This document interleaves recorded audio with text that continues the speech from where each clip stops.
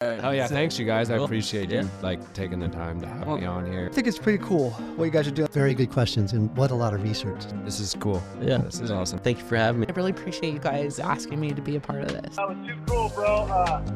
And I love between shifts. I'm between shifts right now. I think I'm gonna be between shifts the rest of my life.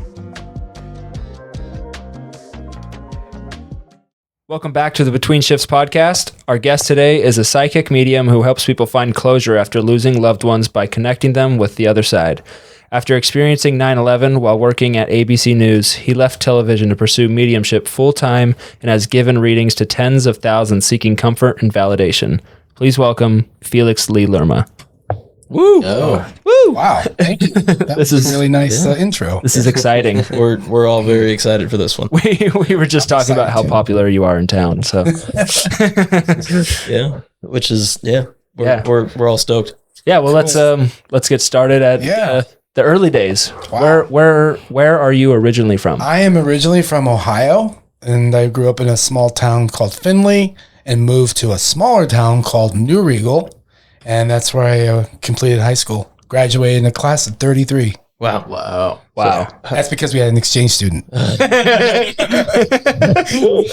from Columbia. Okay. Wow. Yeah. I ended up in Ohio. Yeah. So Small town. how far were you from like the Indiana border or Lake Erie? Like an hour and a half From Wow. probably from both. Yeah. Yeah. Okay. Yeah. So you were Northwest. kind of in the middle of kind of everything there. Oh yeah. It sticks. Yeah, and that and the sticks. Yeah. And Yeah, do you still have a lot of family out there? Yeah. All my family, actually, most of my family lives in Ohio. Okay. Awesome. Yeah, you were telling us before that you go out there. Yeah, I go a lot. I go for work and mostly to see my family. Nice. So I have I have a big clientele out there as well.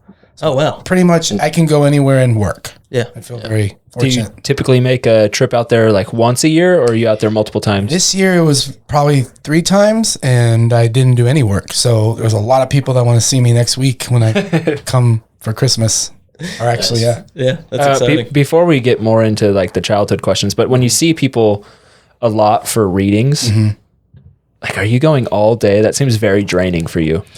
At first, it was draining. I had to learn how to sort of take in the energy and assess it and process, and also take rests, take breaks. It's mostly like mentally draining, or it can be mentally draining if I don't do it right. Yeah. But it actually invigorates me and gives me energy. So Wow. a lot of people say, doesn't this exhaust you? I said, no, you exhaust me. People can exhaust me, but the spirits give me a lot of energy. Well, But I really love it. yeah, that's like- that's kind of the opposite of what I would have thought. Yeah, So, no, it brings me alive. Yeah. I feel Wow. animate. They literally work in my body. Wow. Wow. So like after that group reading at Oddfellows, did you just go home like you just had a cup of coffee? No, I actually went and had dinner with Nice. like 6 other people. We had a conversation, and people were talking about what they witnessed. Because oftentimes I'm in it, so I'm not really aware of how it's being seen or how it's being taken in. I'm a part of it. And then later I think about, oh, that happened. Ooh, they said that. Oh my God, that's crazy. Yeah. So it's not even like, it's not me, it's not really all me. It's spirit. So Yeah. it's interesting to hear other people's reactions to what they see, what Yeah. they witnessed. Yeah, because you're seeing it from the outside. I'm in it. Yeah, you're it's in like it. I'm in Yeah. it. Yeah. Wow, that's cool. It's intense, but yeah. it's a really cool intense. Yeah. Did you guys have dinner in Half Moon Bay? Yeah, we had dinner at an Italian restaurant. It's Italian. It's Italian, right, yeah. Right down the Yeah. street. Great Yeah. place. Yeah, we're not far from there. Yeah. It is a cool spot. It is. Cool. Going back to Ohio, what was like the childhood activities like, and what were you into as a kid? Yeah, when I was younger, I was very introverted, very shy. I just kind of would come home from school. I had friends I'd go out and bike with, but I would come home from school and play radio DJ and like pretend I was a DJ for like hours. So I was really into music. I learned how to play piano on my own. Oh wow. I actually could hear music and then replay it on the keyboard. My parents wow. were often surprised. They were actually surprised I could do that. I was surprised. I didn't know it was special. I thought anyone could do that. So yeah, I was in my room a lot. Wow. Yeah, that's a gift. That's really cool. Okay. Yeah. Yeah. Did you have any first jobs when you were growing up? Yeah, actually my first job was picking up rocks from a field and throwing them into tractor in the bucket? bucket. Yeah. That was my very first. And then I worked in a factory where my grandfather was in charge of operations, a rubber factory called Ropey Rubber in Fostoria, Ohio. What were they making out of the rubber? They were making cove base and like flooring. Yeah. Wow. The rubber flooring. Yeah, it's everywhere. Yeah. It's crazy. And when I actually worked at ABC News in New York, I'd spill coffee on the floor in the lunchroom, and Ropey was written like wow, it's following me like in New York City from Little Ohio. That's pretty cool. Yeah. Well, that part of Ohio, I think, was known for like it's not in so much agriculture, but like industry, right? Yeah. So there's a lot of sheet factories metal. and Is that like the rubber flooring that you would see on play structure at school Yes, too? we made a lot of that. We did that too. Wow. And I watched so many college students throw their gloves down and walk out because they get burned, steam. I got burned, but my grandfather was the person in charge, and I had to, I was the grandfather's grandson, and I had to some pressure to show up. But no, I learned a lot. I learned that manual labor was not something I wanted to do. Mm-hmm. Yep. I enjoyed it for what it did for me, but yeah, teaching moment for sure, right? For sure. Yeah, that's awesome. And then where did you go to college? I went to major. Yeah, I went to BGSU, Bowling Green State University in Ohio, for communications. So my major was television broadcasting and interpersonal communications as my minor. So speaking, and I was really shy, like younger. I was terrified of public speaking. And it wasn't until I discovered speaking about spirituality and spirits and things like that, I would come alive, and talking was never an issue. Well, so Bowling Green's only like a little way southeast probably of where you grew up then, right? It's actually north of where I grew up. Okay. Yeah, like south of Michigan. Okay. And that's when I had my first experience with the spirit, like talking to me. Okay. Wow. Oh, yeah. What was your high school experience like? High school was pretty, like, I actually really had an amazing high school experience. And I moved from a small town to 150 in my class to a smaller town.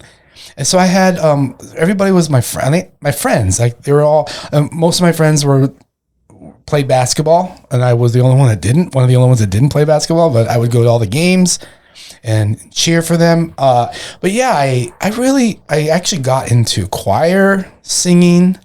I did things I never thought I would do. I was shy as it was. And here I wrote a song with my friend for a thing called Prom Promise.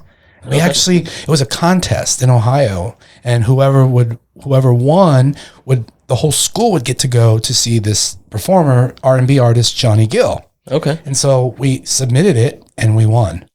And it was like, what? Yeah. So my friend rapped, and my other friend played the digital drums, and I played the keyboard. Nice. It was amazing. Awesome. It was cool, but I don't know why I started talking about that. But we're gonna have a lot of those. Yeah. How was that? Just it was amazing. Like, to have like all these people in my school, like there, even all the grades, like grade 9, 10, 11, 12. Wow. I was at the time we were juniors. So to see everybody there at this concert in Columbus, Ohio, on a bus that came from our school, that was really cool. That is really cool. So was that like a big trip? Because it sounds like being from a small town. Yeah, it was about an hour and a half trip. Yeah, 2 hours on the bus. But the coolest part was, at that time, I was a big fan of Madonna, and one of her backup dancers was on the tour with her, was on the tour with Johnny Gill. And I saw him, and I was like, whoa, I was so like, it's starstruck. For sure. Yeah. Did you leave like that area of Ohio often, or was that like, were you kind of socked into that one area for like the big part of your childhood? I pretty much just stayed there. Yeah. And then in college, I ventured out a little bit, we go to Chicago a lot for vacations as a high schooler, but it wasn't until I left Ohio when I moved to New York. That's when I started traveling. Yeah. Yeah. And I keep bringing it back, but what did your parents do when you were growing up? So my father worked in a factory at making spark plugs, And my mother also worked in a different factory, making microchips for RCA back when they were, RCA was a thing. Yeah. And then she got laid off and then started working with my dad at Autolite, Allied Automotive in Fostoria. Wow. So I actually, pretty much took care of my two sisters when my parents would work. Wow. Yeah. So you had that little town had a lot of factories going. Oh yeah. Yeah.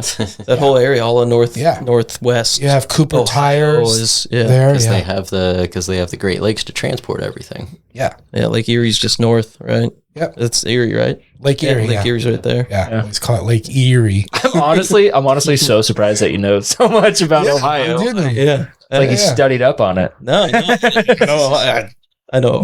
Come on, that's pretty sick. Yeah. So you a big Jake Paul fan? Jake Paul? Jake Paul. Jake Paul. Oh yeah. Wait. He's a social media star, isn't he? Yeah. It's supposed to be a joke, but yeah, you might. I don't know. Jake Paul and Logan Paul. They're the YouTubers turned boxers. Yeah. And then there's RuPaul. I forget where they're from. In Ohio, but they're from Ohio. Oh yeah, they are from Ohio. Yeah. I'm a little older. I'm a, but he fought Mike Tyson. I'm just kidding. Wasn't it McGregor he fought? He was trying to fight McGregor quite a bit. Yeah. I used to follow UFC. Oh, okay, nice. Yeah. I used to do jiu-jitsu and boxing. Nice. Okay. So trained a little bit. Was that your sports like growing up, or did you do that like afterwards? I did that here in San Francisco. Oh, okay. Wow. Okay. I went friends with a Gracie, someone who did jiu-jitsu. I never got into jiu-jitsu, but yeah, I enjoyed it. Actually, contact it made me feel alive. Yeah. I'm not into it now. I'm kind of too old for that, but I trained. Trained boxing. Yeah. That's awesome. That's what we just had. There's a local guy named Raul Castillo who owns the local MMA gym or Brazilian Jiu-Jitsu gym, kickboxing gym, whatever you want to do. It's there. Yeah. But he was on and he was just such a ball of energy. It was so fun. And he was just like, no, because he fought the Diaz brothers. Yeah. Nick and Nate. Yeah. So he fought both of them. Wow. He's beaten... I think he said both of them. Wow. I think he's beat both of them. I think he lost to one of them once. Yeah, I think it was Nick. He fought Nick twice and Nate once. And he actually fought Nate once at our high school. Wow. But yeah, he said he was just so fun to interview because he was so comfortable and just down to earth, but also so motivated to get stuff out there. Yeah, that takes you into a whole other mind place. Oh yeah, mental state. Yeah. I used to hang out with Jake Shields from San Francisco. I hung out with him a few times. One of my friends, Denny, used to work for the UFC. He would actually be the guy speaking to Joe Rogan's ear, telling him, "Oh, this was what this move was. That's what that move was." So, it's kind of cool. Dang, Rogie doesn't know that much, dude. That was back in the day. I don't know. He's got that voice, though. Yeah. Well, I mean, shit, you need it, right? Yeah. You're so focused on people just beating the living hell out of each other in front of you. Someone's got to be locked in. You're supposed to sit there. Yeah. This is what this move was. Guillotine with this and that. Can you imagine that? Sitting cage side and there's blood literally splattering next to you and you're supposed to remember, you're like, that was a triangle choke. That'd be crazy. No, I can't imagine. My ADHD would be going nuts. Okay, sorry, we'll get back into this. All right, yes, so I'm curious about what your original, you said in college you were looking into going into TV movies. Oh yeah, so I really wanted to work in television. It was a dream since I was 7. Okay, well, 8 years old, I wanted to work in New York City. I said, I'm going to move to New York. And everyone's like, okay. And they're asking my parents, like, why is he talking about New York? You've never been there. And they're like, we don't know. But just let him talk about it. So I always felt I was going to move to New York City. And I did. Well, I just thought something was pulling me there. Yeah. So the whole idea was to work in television before the career you got into. Yeah, I wanted to be a director. That's how I got into it. I used to work at PBS in Bowling Green. Wow. And I was a camera operator, the Ikegami cameras, big ones. And then I did a couple classes and I thought maybe I could try my hand at directing, and it was a lot. Yeah. It's kind of a lot for me. Yeah. So you had jobs, though, trying to get into that in Bowling Green throughout college? Yeah. Well, actually, I interned in New York City. I got an internship at the Rosie O'Donnell show. Okay. And that was in 1996, and that was life-changing for me. That had to have been huge at the time, too. Oh, yeah. I was in men's chorus, and we were talking. Some guy's like, yeah, this girl, she did an intern at David Letterman. I'm like, I want to do an internship at David Letterman. Yeah. Like, really? And they put me in touch with her, and she's like, oh, it's this long process, and pretty much this is what I did. Good luck. And I was like, okay. So that it's crazy how that all happened. Yeah. That's probably That is another pretty crazy. story. I mean, your parents seem very encouraging in your lifestyle. For coming from a small town, it's really easy for parents to get caught up in just the, like for your example, Yeah. growing up in a factory town where that's most of the careers in town, it's really easy for parents to get bought into this just path. Like, no, that's great, keep dreaming, but this is kind of this. It seems like they really encouraged you to, They span did. your wings and fly. They absolutely did. Always encouraged me. At first, my dad wanted me to go into chemical engineering. He said, Mijo, that's where the money is. And my mom was like terrified of me moving to New York City, And so they tried to convince me to stay close. And I said, no, I gotta go. Something was pulling me. Yeah. I remember watching the show called The Rosie Show on TV in rural Ohio. It's called Country Vision, I think what they call it. Okay. Farmer Vision. Yeah. And it's like 4 channels, right? Yeah. So I remember watching the show. I'm like, I like this person and I really want to work for this show. And my parents like, that's cool. How are you going to do that? I said, I don't know, but I want to work there. But I'm going to do it. Yeah. And 6 months later, I was helping Rosie O'Donnell with her baby into the elevator at the GE building in Manhattan. It's like so one of my first manifestation experiences. Yeah. I don't know how many people you tell that story to, but I remember when Claire and I went to do our reading with you, that was one of the stories you had told us. And we hadn't started this whole podcast thing, but I remember thinking when you said that, I was like, it'd be a super cool interview. To interview Felix. And then, well, here we are. Yeah, I know. And then at the group reading, you said something like you saw, because you kind of came and talked to me for a little bit. Mm-hmm. My friend Nick Pinarelli always comes through, but he OD'd on fentanyl. Yeah. But he always seems to come through to you. And you came up and then you were talking about how you see me speaking to a lot of people. And I was like, that's weird. I didn't think about a podcast. And then because then you went to my uncle Jimmy, who I work for now. Yeah. But he came up after it, I guess you'd call it intermission, and he was like, I think he was talking about your podcast. I was like, fuck, I never even thought about that. Yeah, you're reaching a lot of people doing this. Eventually. Yeah. We're getting there. Yeah, we're trying. Well, with the working in TV in New York, I mean, what was the atmosphere like? I mean, huge difference from... Yeah, I was a small town country boy in this bunch of grown-ups and very I don't even know the way I could describe it. Just red energy is very high ambition, and it was intimidating. I'm not gonna lie. It was I had my first nervous breakdown actually in New York, and it was just a lot. It's cutthroat, and I was just this very naive young, not even not open to who I was as a person and what my abilities were. I just was completely just there to have the experience. And I woke up. Yeah. I have a lot of things that happened. I learned, I basically grew up in New York. Yeah. I grew up. I was I realized I was sheltered, in a little bubble. Yeah. Did you fall in love with the city life in New York? I actually did. Yeah. I love the energy.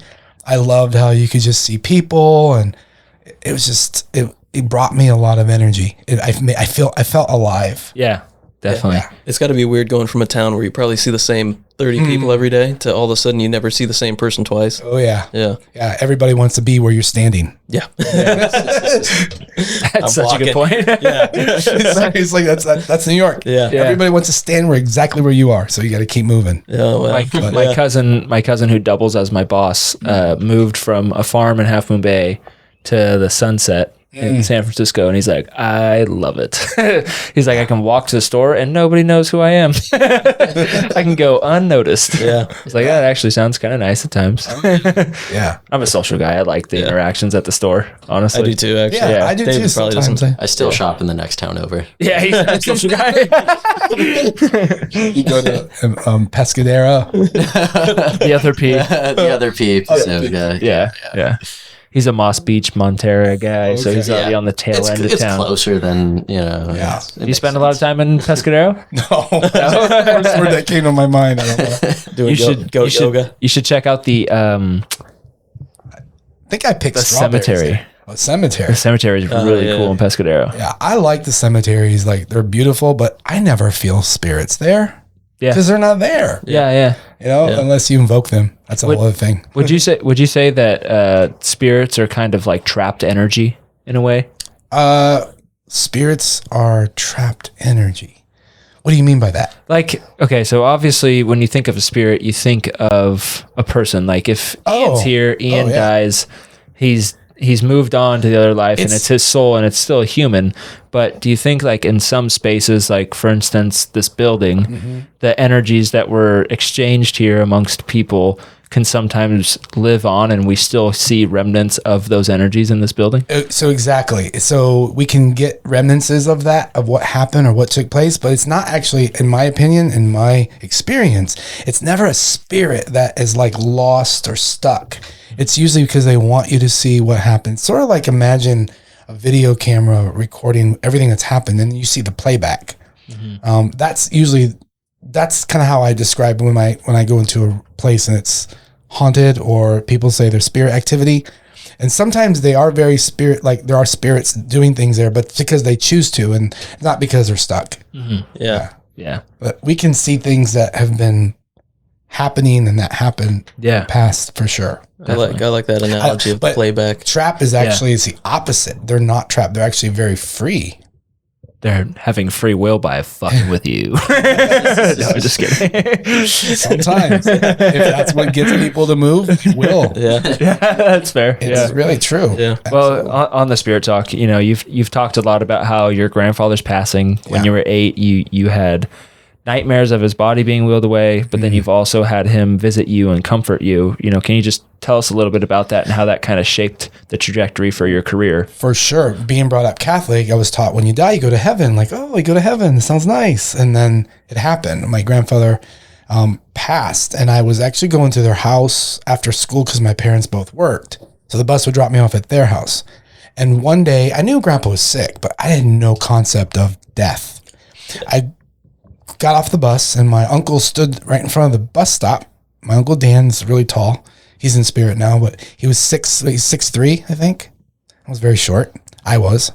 And he wouldn't let me go in. I'm like, Uncle Dan, I want to go see Grandpa. He's like, Lee. And they call me Lee because that's my middle name. That's really what everyone called me. My dad was Felix. So Lee, your grandpa went to heaven today. And I was confused. I was like, what? I was 8 years old. I'm like, what does that mean? Like, and then I went to the house and everybody was crying and it was like, I was so freaked out. Like, what is going on? And then I went to the room and I saw my grandfather's body bag and they were zipping him up and people were crying. It was just like, it was too much for me. Was it sudden for the whole family? No, but it was still, something I don't think really set in with everybody, even though he had liver cancer. And, that had never happened in my family like that. You know, so that was life changing. And then I would have nightmares. His coffin was in my room and I was afraid to go to sleep. And then one day it changed. I had what we call a visit and I was dreaming, but it felt very real. And it was my grandfather glowing and it was in the kitchen of their home where, I grew up and where they lived. And I said, Grandpa, and he gave me a hug. I could feel stubble on his face and I could smell his cologne. He looked healthy and it was just the most amazing thing. And he said, I'm okay. And I said, I'm so happy. And he poured me a glass of milk. He said, tell everybody I'm okay. And it was just, I was so happy because it really was him, And I woke up crying, just tears.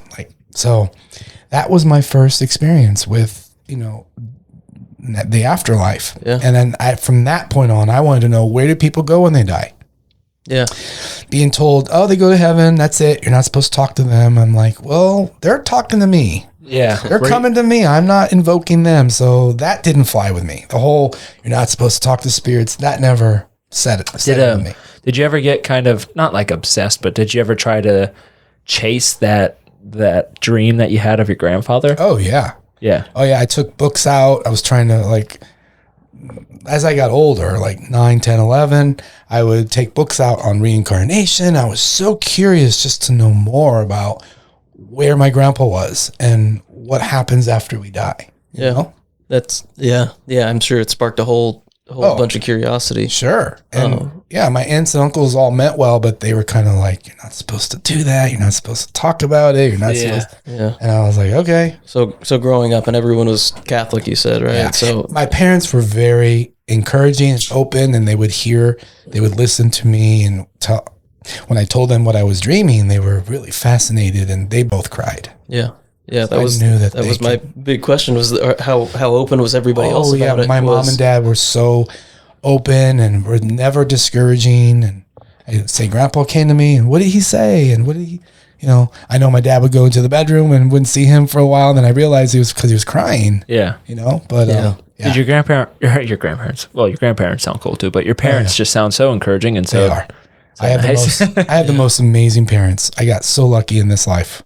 And I know by reading a lot of people that a lot of people don't get to have those kinds of parents. Yeah. Yep. So I feel very fortunate. Well, kind of on so after you had those experiences with your grandfather who passed on, how did you go about following that route for your life, the spirit route, and communicating with them? Sure. So a big gap in between when that happened and then college, where I had my first experience bringing the spirit through to somebody. That was a pretty amazing experience. I never even heard the word mediumship or the word medium. I didn't know what that was. I just knew I was feeling somebody's loved one, and the hair on the back of my neck would stand up, and I would just know things about the person I was talking to. And that happened in college. And that's when my friends were like, dude, how did you know all that about her dad? And, I'm like, I don't know. And so that became more like, I kind of felt a little bit bad. This was your neighbor in college? In college, yeah. Okay. The girls that moved in above us came down. I was living with 3 other friends, guy friends, and I was just telling her about her dad, and he doesn't want you to quit. He doesn't want you to drop out. She's like, how did you know I was going to drop out? I said, well, your dad's showing me, and I just knew all these things, and that was all really new to me. That was the first time you really had those types of visions? Oh, wow. And then it just kind of opened up more. So you'd say that was probably your first reading? Yes. Unintentionally? Yeah. I was 20 years old. Wow. Yeah. Yeah. Wow. Middle of college. Yeah. Wow.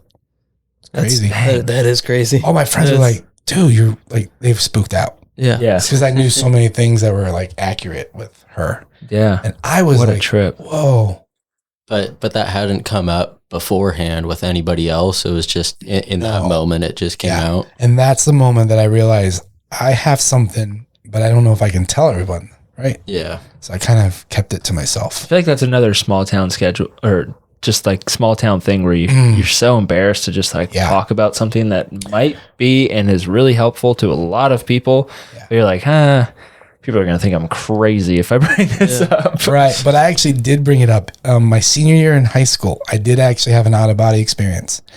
And I came into typing, it was, I think, typing class, my first class. And she's like, Lee, are you okay? You look like you saw a ghost. And I'm like, well, little did you know what happened. Well, little do you know about what I'm about to tell you. And so she's like, Stacey, can you share that with the class? And I was like, real? You want me to tell? So I did. I said, I left my body and I saw myself on the bed, and everyone was like, quiet. You could hear a pin drop. Yeah.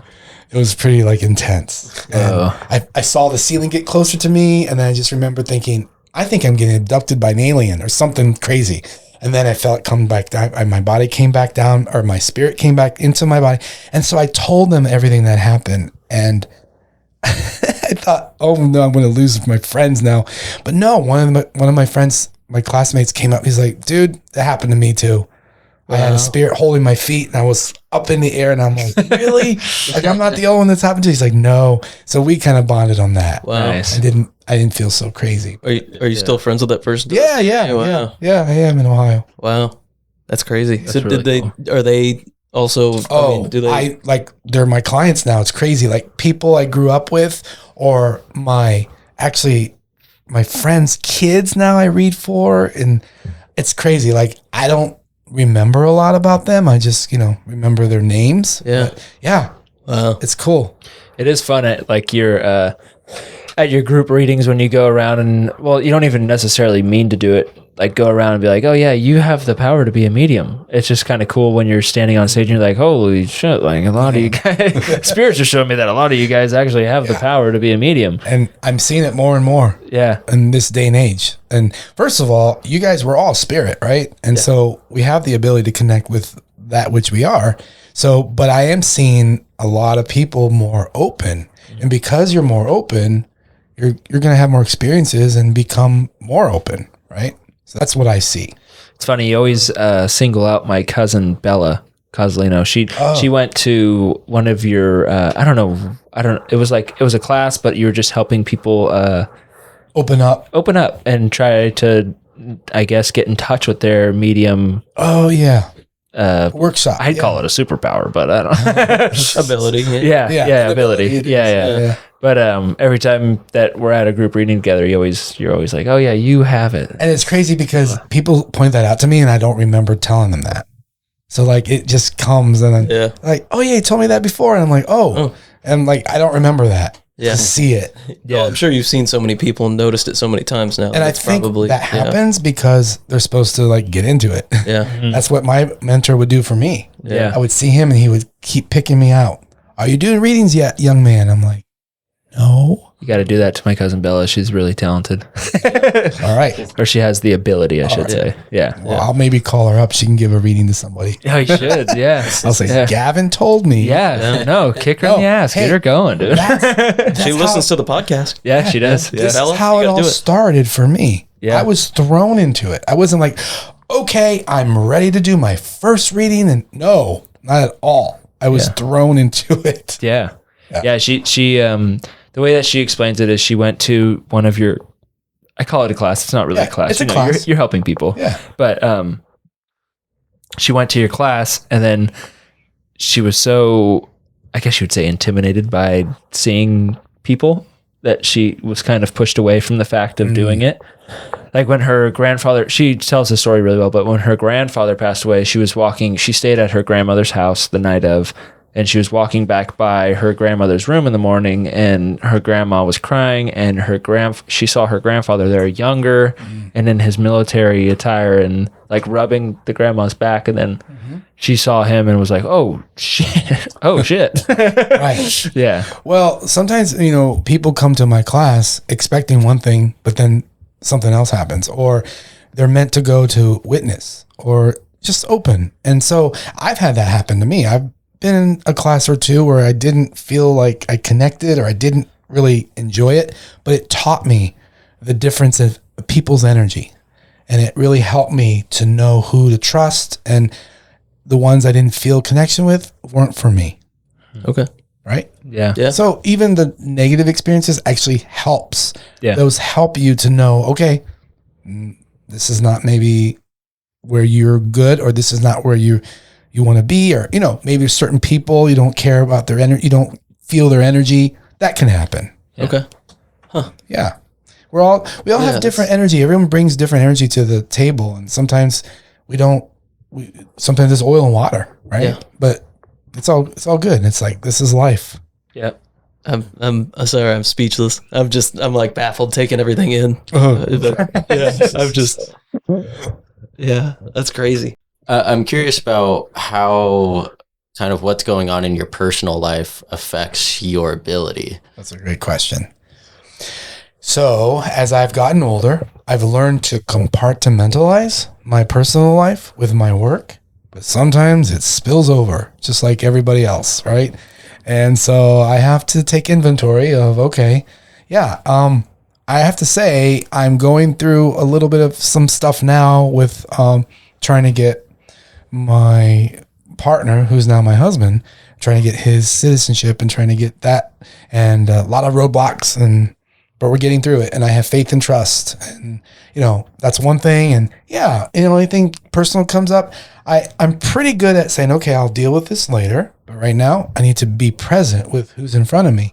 So I've gotten really good, I have to say, at that. Okay. But sometimes it's too much, and it's like the spirit says, okay, Felix, it's time to take care of your personal life stuff. Yeah. And so then... And like, do you ever have to, it's just one of those days and you just can't Yes. You just can't do it. Yes. Yeah. I have woken up sometimes and my clients I have 5 clients.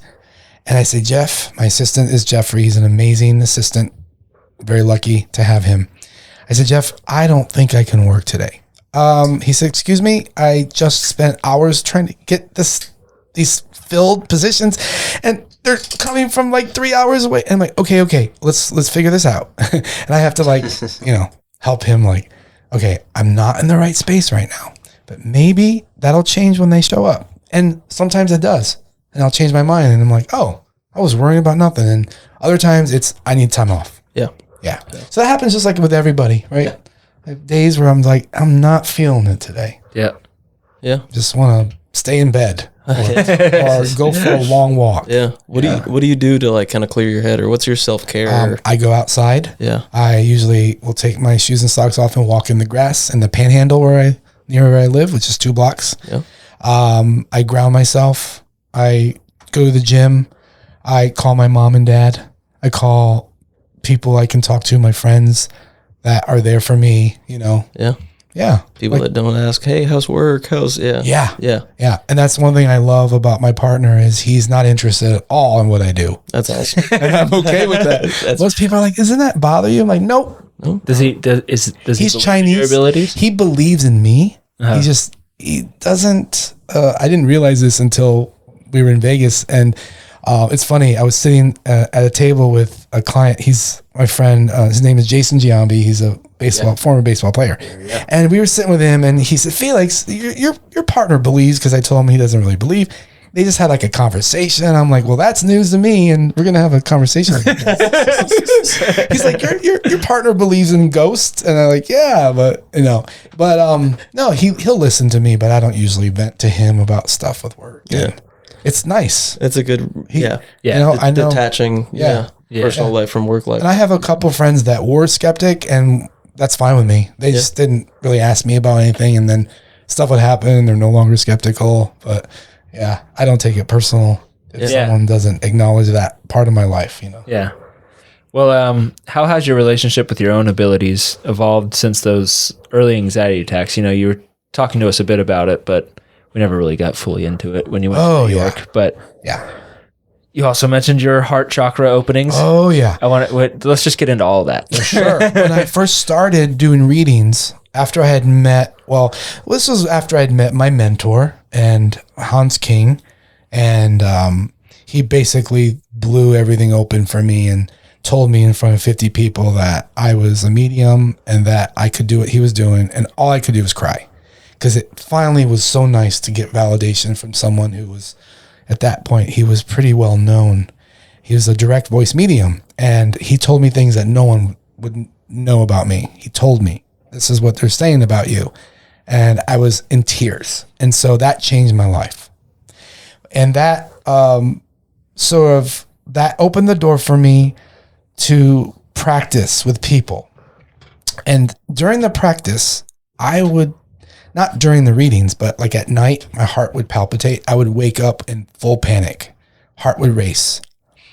Looking back, I think I might know. First of all, at that time, my mentor would say to me, Felix, you're having a heart chakra alignment. I'm like, what is that? He said, your heart's opening. You're getting used to this new energy that you're tapped into. And so then I would call my parents. They're like, Mijo, stop doing readings if that's what's causing that. I said, no, that's not that. It's something else, and I'm going to get through it. So I would go to the ER a lot because my heart raced a lot. And so my mentor, who was in Puerto Vallarta, would tell me, you're having a heart chakra alignment, whatever. And then 5 days later, I go to the ER in the Bronx where I lived, and it was 4 a.m, and I was having heart palpitations, and this Korean nurse took me in, took my vitals. She shut the window, shut both doors. I'm like, what is happening right now? It was like giving me more anxiety. Yeah. And she leaned into me and she says, young man, you are having a heart chakra alignment. Whoa. What? Like, how is this possible that two people who don't know each other from opposite sides of the world are telling me the same thing? And when she said it, I really heard it. It solidified it for me. Not that I didn't believe Hans, but it was just like, okay. And that was the last time I went to the ER for that. And I just kind of kept open to all of this. But it was pretty scary. It felt like I was going to die. Yeah. It felt like somebody was unplugged, like someone unplugged me. And so I would remember looking around for my shoes so I could go to the ER, but my shoes were right there, but I was still looking for my shoes. Like I was confused, and I was aware that I was confused, and that's not necessarily a very nice space to be in. Yeah. But the final time it happened, I remember laying on the floor and just letting my heart race out of control. And then I went into this space where I could see these shadows around me. I wasn't able to move my body. I saw their hands in my chest. Whoa. And I was like freaked out, like, okay, I'm dying. I'm going to have a heart attack now. And then I heard like a pop, and I felt warmth from my heart. And I thought, here it is. I'm having a heart attack. I'm looking for the light. Like, okay, where's Jesus or Mary or whoever I'm supposed to see? And a voice said to me, we're done, Felix. You may go back to sleep. And I snapped out of it. And I'm like, okay. And I went back to the bed and went to sleep. That was I know that was scary, but I wouldn't have been able to sleep after. Yeah. I felt calm after. Wow. And so it was true. I was having a heart chakra. They were working on my heart chakra. Wow. I didn't know that was a thing. So did experiences like that, like, did you ever consider kind of, I guess you could say, like running away from the gift? No, because I was so into it already at that time. It was part of who I was, and I was willing to do whatever. I actually, before that happened, I said, I'm so sick and tired of this. Guys, if I'm supposed to die, come and take me and stop torturing me. And I felt like, damn, Felix, it's okay. You're going to be all right. Like, I could feel that kind of energy. Yeah. Like, and then that's when that happened, and that was the last time that happened to me. Dang. So it's pretty intense. Yeah. Well, can you tell us about the event that ultimately made you decide to stop kind of shying away from your abilities? Yeah. And that was on 9/11. I was in New York, and I was having the worst nightmare, like between, 5, 6 in the morning. And I dreamt of people like falling from the sky. And I actually dreamt of people in the water. I just saw people waving at me in water, and I was so confused. And I actually woke up, and I was like so happy that I was awake. And it was just a dream.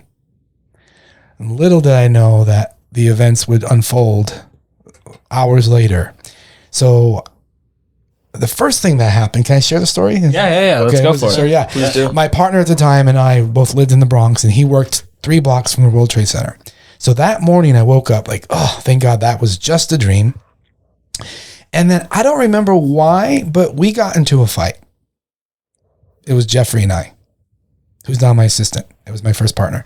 We got into a huge fight. And I remember he was ready to walk out the door, and I stopped him in front of the door. I said, you're not leaving until, I don't remember why we were fighting. He was like, all right, I'm going to miss the train, and I'm going to be late. I said, too bad. I actually stopped him from going to like where it was all happening. Trade Center? Yeah. I had no idea why I was acting like that, because I'd never done that before. Wow. And so he was late. And so he got off 34th and I think 34th Street, 5th Avenue. And he turned the corner. He could see the smoke coming, people running.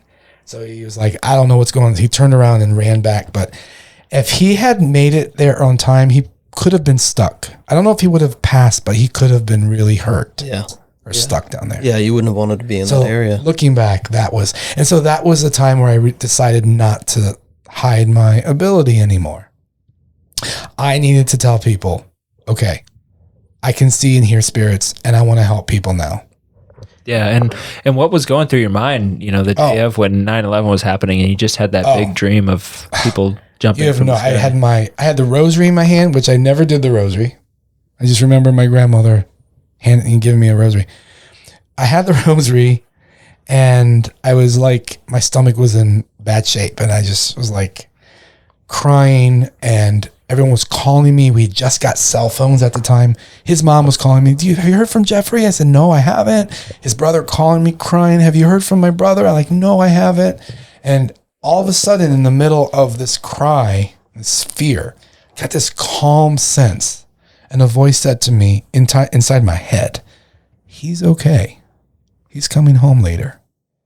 And I just stopped crying, like point blank, just stopped. I'm like, oh, as if I was responding to the voice. Okay. And then I just wiped my tears and yeah. But Wow. that was the day I learned what anxiety was. Never knew what anxiety was, and that's when it started. Had you told your partner about the dream before the fight or before the? Oh yeah. Yeah. So he's He's like, that's crazy. yeah. You're awake. You're good. Yeah, we're awake now.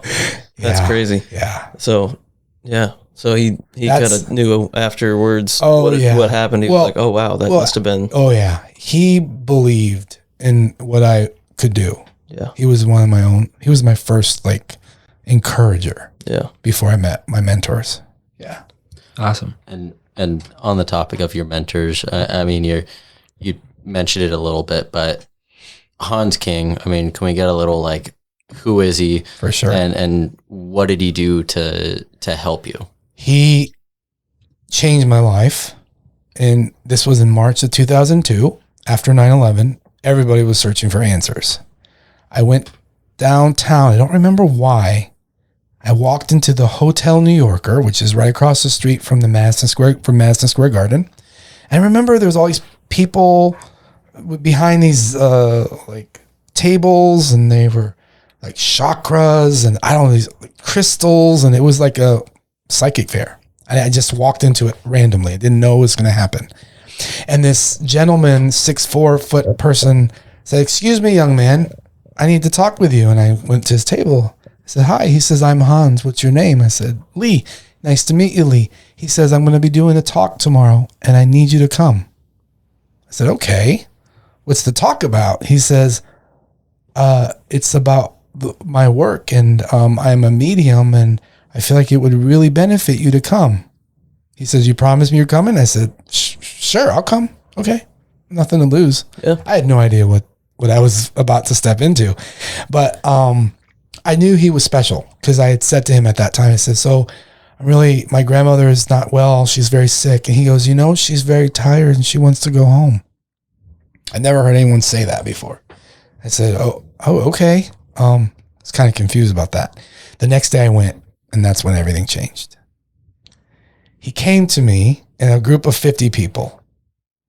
He did a little talk, and then he said, "I have to leave the room." So he left the room, and he came back. He looked different. And he started just going to people and talking to people. He went to this man. He says, "Who's Gladys?" And he was like, "That's my wife. It just passed." And he broke down full crying. "And she's sitting next to you," and all these validations. And we were all like, what is going on? Like, oh my God.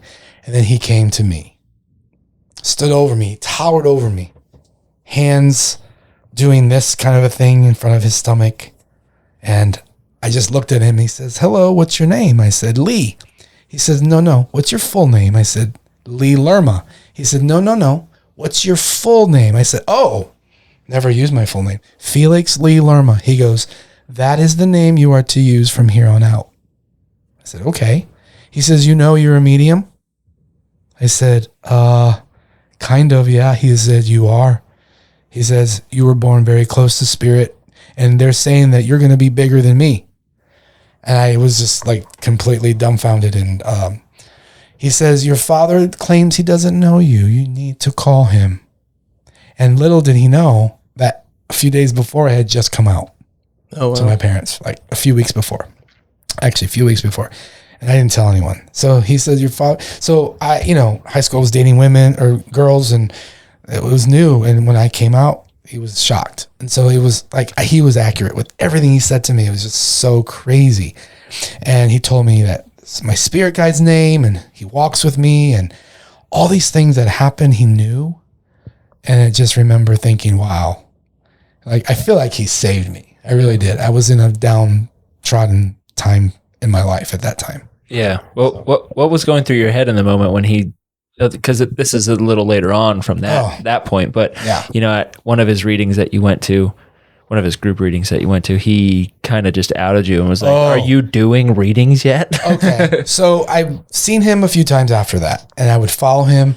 There was this thing called the Learning Annex, and that would be people would get these catalogs, and you would call in and sign up and you would register. So he had this big event with like over 300 people in this big church in downtown Manhattan.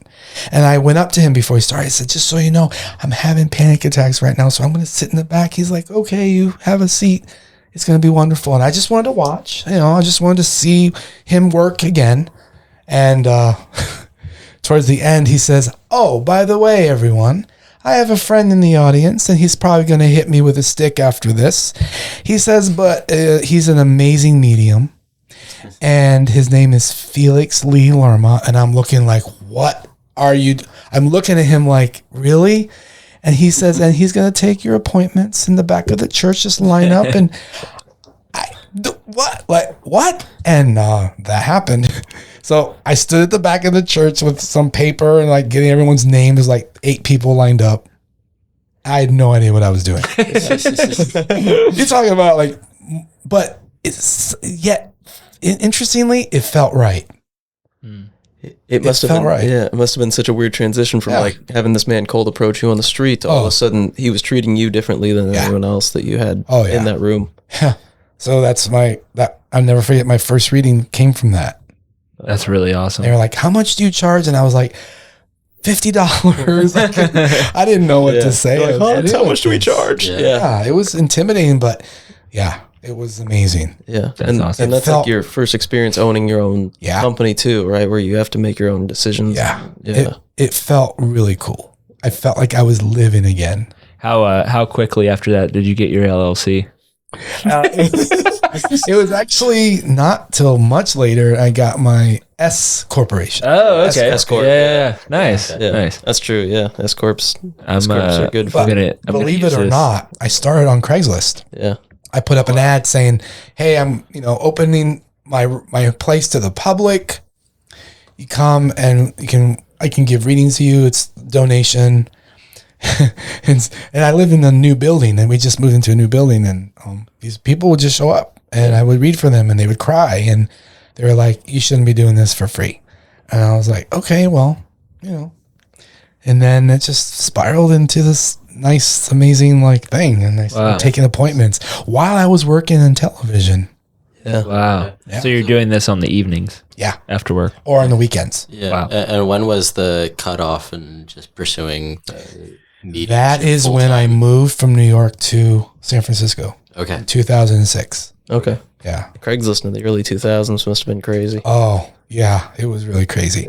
And that's how I got my clients. Yeah. They would just random strangers would show up, and then they would tell their friends, and then it just turned into this amazing experience. Good old fashioned word of mouth.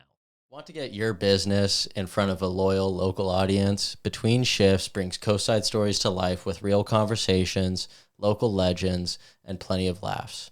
Sponsorships include custom ad reads, shout-outs in episodes, and visibility across all our socials, all designed to connect your brand with engaged listeners who support local.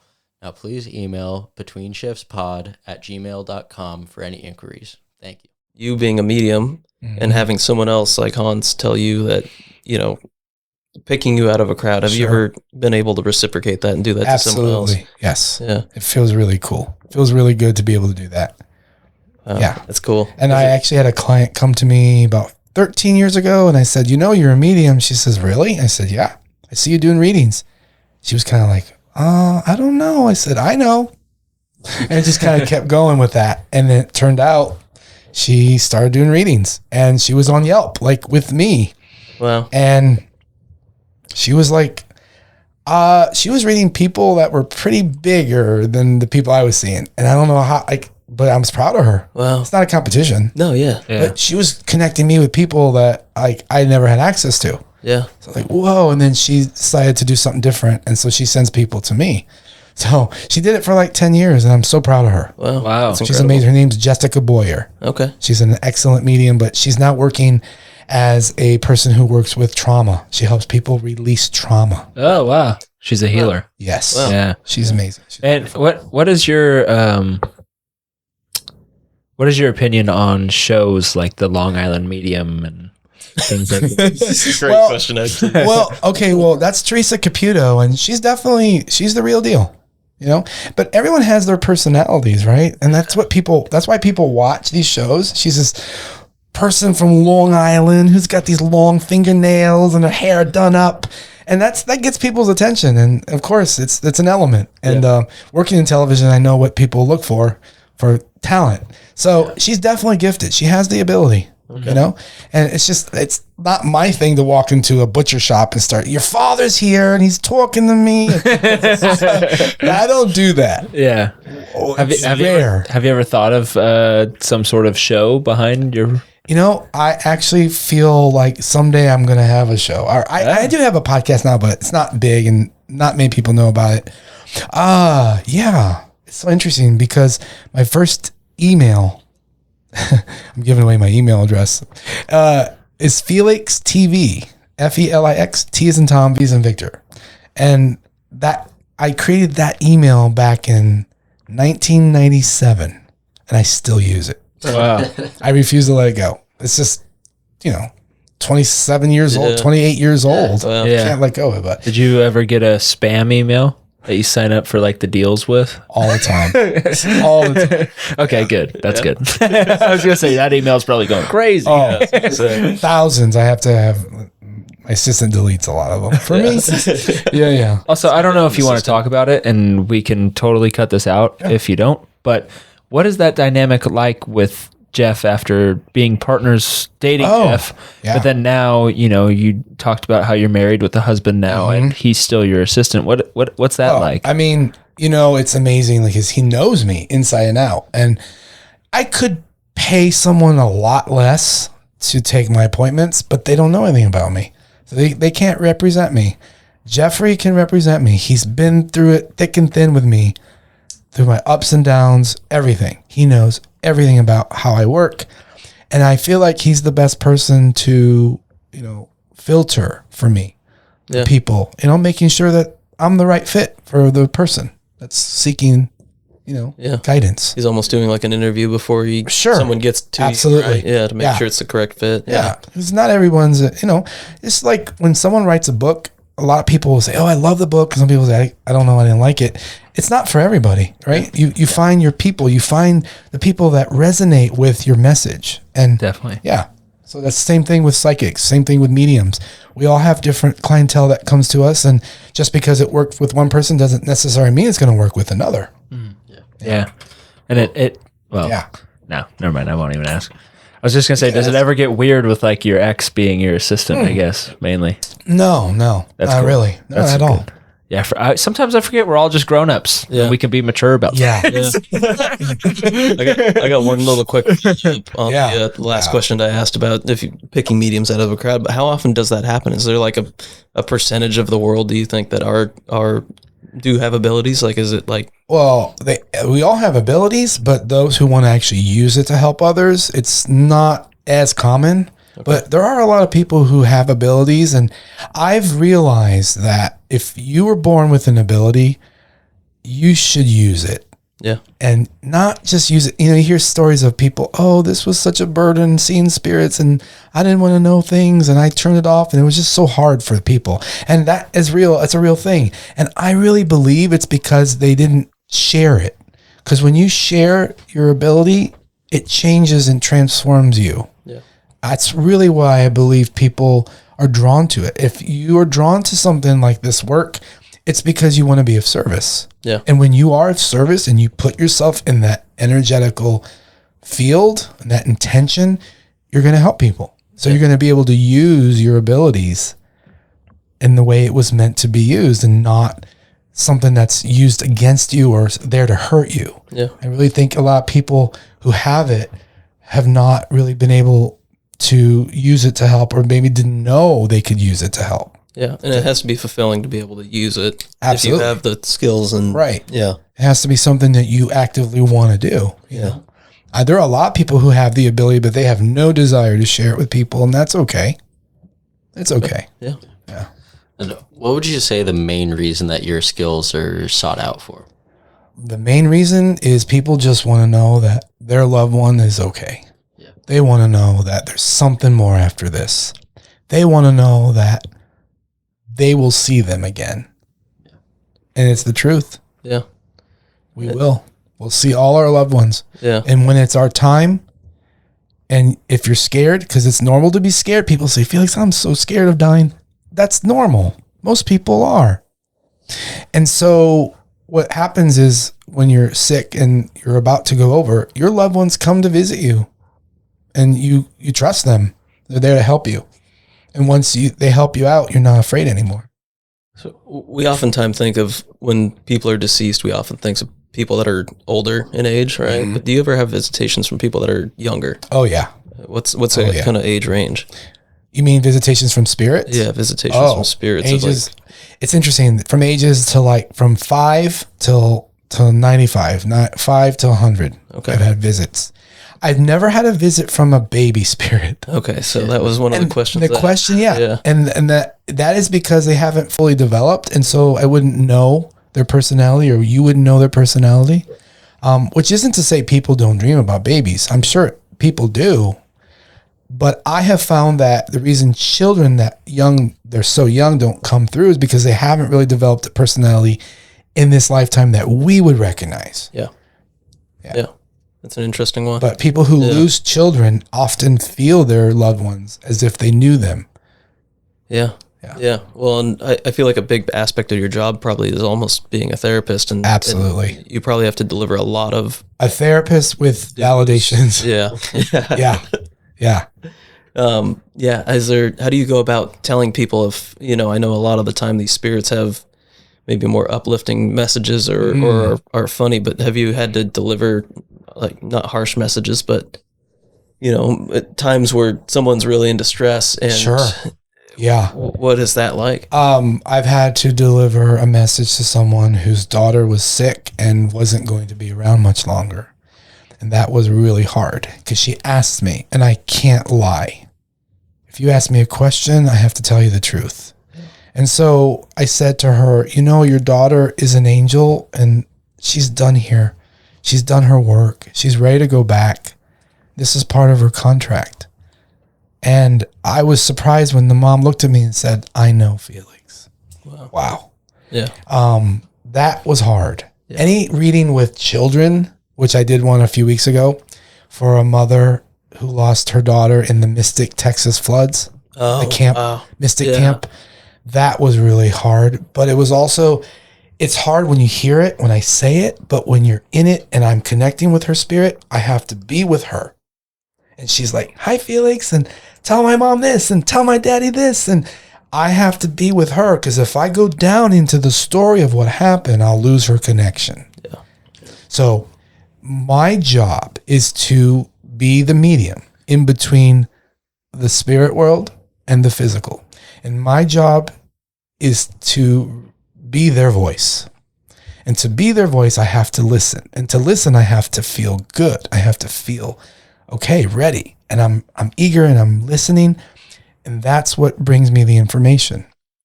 That's incredible. It's because it's got to be hard to deal with someone that's passed away at a young age where it's heavy. Yeah. No parent is supposed to bury their child. Yeah. But when the perspective they give me is so much, it's so much power when they'd say, hey, this was my contract. This is what I came in here to do. And I have to go back. It's like we fulfill a contract that we made. God didn't put us here. We brought ourselves here. Yeah. And so, to be reminded of that. And it's not so much what they say and what I say, it's how it's said. Said with so much love and so much, you can feel the credence behind the words. You can actually feel the love. Wow. Yeah. And that's got to make it a little easier to then be able to tell the person's love. Oh, yeah. It's the only thing that helps me to be able to say these kinds of things is to know it comes from this pure place of love. Yeah. But also in the middle of something serious, they can make you laugh. And they often do. They'll bring levity to a dark, dark session or something that's heavy. They will make us laugh. I'll just say one thing and then the person goes from crying to bursting out laughing. Yeah. Laughter is the best medicine. It is. Yeah. It is. Well, I mean, and getting into kind of probably an annoying side of your work, I would say, but you obviously deal with a lot of skepticism. Sure. How do you go about dealing with that? And what do you say to people that are skeptical? I actually like when people are skeptical. There's two kinds. There's skeptic and then there's closed skeptic. The skeptic, I tell people you should be skeptic when you go into a reading, unless, you don't want to be like, you don't want to be mean about it, but like if someone is saying something to you and it doesn't connect, you say, I don't understand that. And that's okay. It's said to me all the time. It helps me to know where it's supposed to go or who it's for. So skeptic, I'm skeptical of people who say they can do this if I don't know who they are. Just like I think everyone should be, Yeah. You shouldn't just go blindly and say, I believe. Just listen to what's being said. You can feel it. You can tell when someone's really connecting with you. Okay. Yeah. So I invite it. Yeah. Do you want me to share a story about? Yeah. So this was about 13, 14 years ago. I had this man come into my apartment. He came to see me and he sat down. I felt something weird with him. He felt like odd. I don't know. It felt just odd. So I stood there and I just kind of tuned in. I was feeling nothing. I was hearing nothing. And I looked at him and I said some things and he said, nope. He just said no like that. And something just told me, Felix, no, you're not going to read him. And I was like, oh, this is weird. Why would you waste my time? I'm thinking, why would they waste my time and his time? Send him here if he's not. I said, sir, I can't read you. I'm really sorry, but I'm not connecting with you. He says, I know you can't because you can't do what you say you can do. And I said, you're right. I can't for you.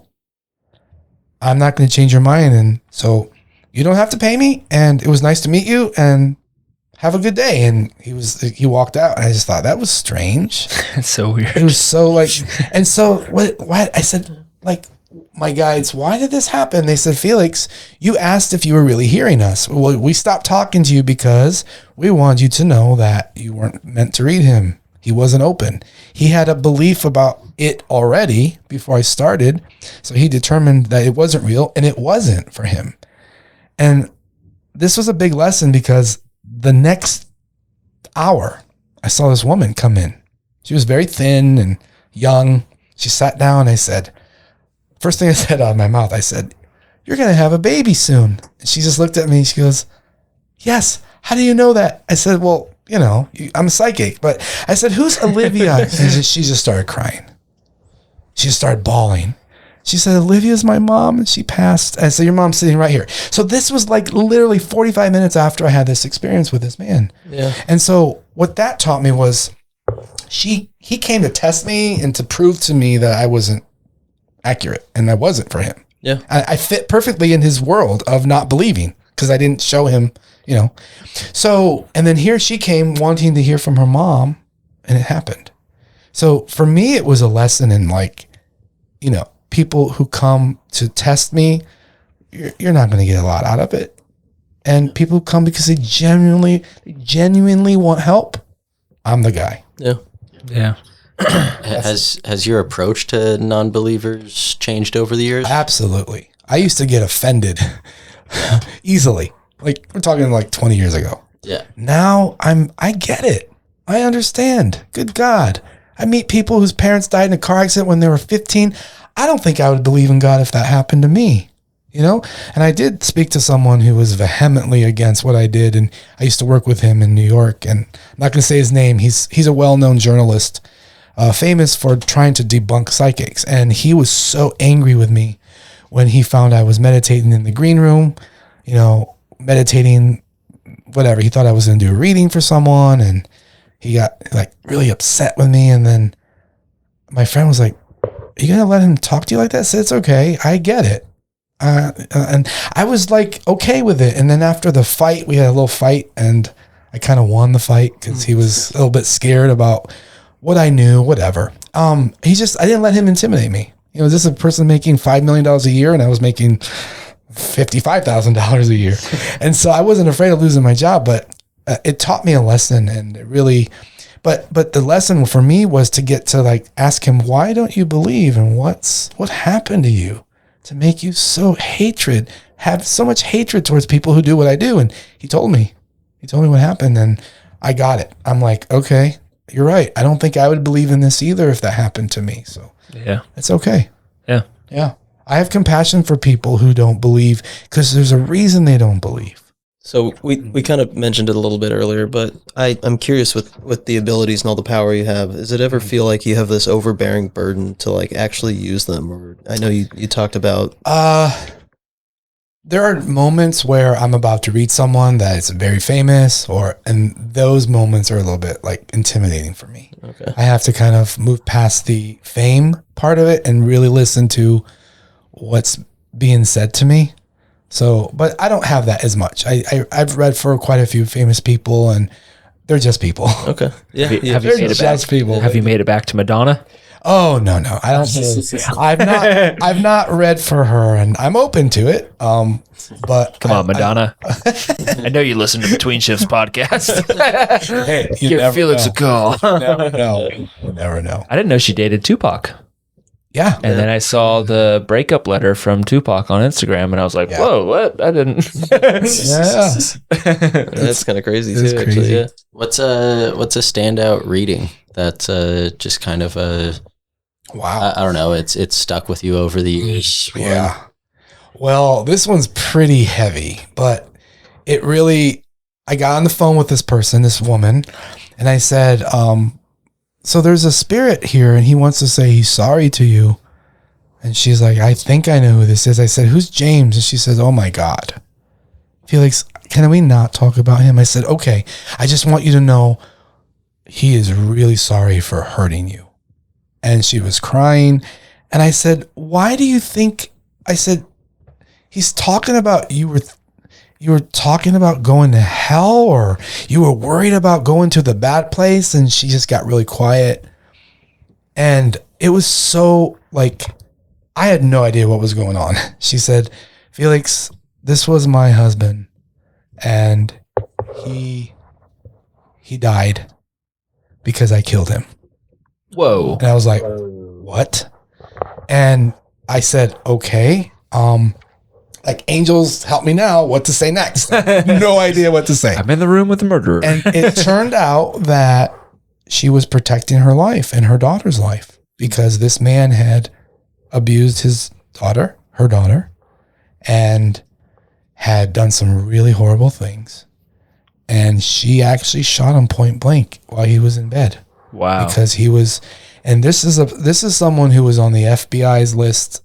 They were watching him because he was threatening at the time President Obama. Oh wow. So that happened, and I said, you were protecting your daughter and yourself, and don't worry. Hell, we talk about hell, but hell is not a physical place. It can be for some people, but it can be here for some people.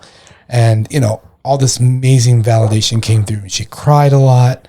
And I told her how she was going to have a new life, new people, and that was, I had never done a reading for someone who had actually killed someone. Yeah. So that was new. Another interesting, like, is that kind of what you wanted to say? Is that really weird? Really heavy. Yeah. I kind of had a couple kind of quick fire. I have two. David has one here, but I mean, on the topic of, you had never done a reading for somebody who had killed somebody, but who's, if you can name them or just describe them, who has been the most famous person that you've ever read? Well, the most famous person I've ever read, and I know she's okay with me saying her name because she's pretty open about her, and that would be Paris Hilton. Oh wow. Oh, wow. I went to her home I met her and her husband, amazing people. Love her. She's absolutely a sweetheart.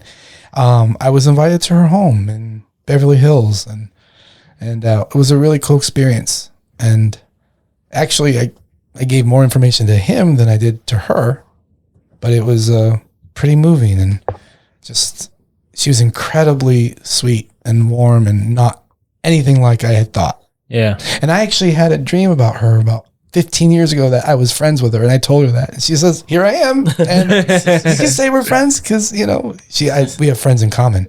And it was just really cool. That is cool. Did you? I remember seeing on I think it was MTV Cribs. She had the big dog house out back. Did you get to see the dog house? I saw something back there. I mean, the dog had full on heating in the dog house. Yeah. Oh yeah. Like 2 stories. Those are her babies. Yeah. Yeah. It's crazy. Yeah. So I mean, that was the most famous living person. How about other than Steve Jobs, who has been the most famous person that's come through? That's come through. Well, I was doing a reading for this woman, and I saw a spirit of Janis Joplin. And I thought, so there must be someone named Janis. Usually I'll see famous people to let me know what the name is, first name. I said, there's a woman here, her name's Janis, and she says hello, and she says, I miss her so much. Please tell her I love her. And she goes, Janis Joplin. I said, oh, yeah, that's exactly who I'm seeing. But I thought she was showing me Janis Joplin because she just wanted me to use the first name. And she says, no, she was my client. Wow. She was a lawyer for her for a year or two here in San Francisco. So that was really cool. What else? Who else? Gosh, the most famous person that's come through. Yeah.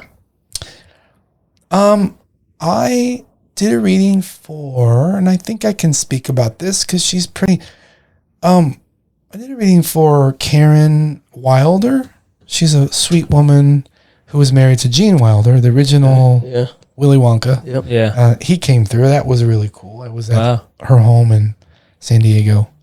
Trying to think. Gosh, there's so many. So when you do these readings, do you get flied out to their places? And no. You have to pay out your own time to go. I go there on my own, and it's all good. Yeah. Paris Hilton didn't put you up in a Hilton.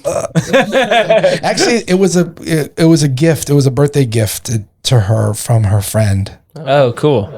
Who's also a Hollywood person. It's a great gift. Yeah. I was talking about what a good first date it would be to go a first date. A first date? A first date. You're saying a good first date would be to go get a reading from you with the Oh no, I don't recommend. No, because stuff comes out. I remember I did a reading. It was not about dating, but it was for this little boy and his mom. And I said, "Oh, you have a blue bike? You have a new blue bike?" And she looks at me like, "Oh," he's like, "Oh." He looks at his mom, and I'm like, "Oh my god." I just ruined a surprise. Just ruined the Christmas present. So I said, "Hey, be careful. Be careful. You know what I do. Yeah. I don't know what comes through, but I end up ruining that." Yeah. You gotta check the kids' birthdays first. Yeah. He was like, "I got the blue bike," and I was like, "Oh, damn it." No. Gosh, there's so many. I mean, I've been reading for 27 years, and I have to write them out. I have somewhere on my computer. Yeah. These. Have you ever been starstruck by a spirit? By a spirit? Oh, I haven't. This is a really good one. After Prince died, I like Prince. I was not like a huge fan. I loved his music. It was normal. Like if I had, I would have liked to have met him. I actually was in his restaurant way back, and there was rose petals on the floor, and I said, "Why are these rose petals here?" And she's like, "Oh, he was just here." Like, "Oh, damn, I missed him." So I remember that happened in 1997, 98. But I had it was a realistic dream, like a lucid dream. I was walking in the Panhandle down the street from where I live, and I saw Prince, the musician, sitting on a bench, and I'm like, "What?" And he says, "Hi, Felix," and I'm like, "What? Hi." I'm like, "Is it?" I shook his hand, and I went up to his face to make sure it was really him. He started laughing. He had like glitter on his face. I said, "It's really you?" He goes, "Yeah." I said, "Why me? Like, why are you coming to me?" He's like, "I like you, Felix." I said, "Well, thank you. I like you too, Prince." And he said, "Felix, do we go to heaven? Do I get to go to heaven like everybody else?" I said, "Of course you do. We're all children of God." And he goes, "Well, I was born I was in Jehovah's Witness, and we don't believe that." I said, "But we're all God's children." I said, "You brought a lot of people together with your music, and you make people feel good. That's what you did." And I couldn't believe I thought I was being punked. Like, I thought the spirits were punking me right now, because I'm like, how could this guy not know of the effect he had on people? Yeah. And he said, thank you so much, Felix. And I had to like go up to his face again and make sure it was really him. It really was. He had makeup on. It looked really good.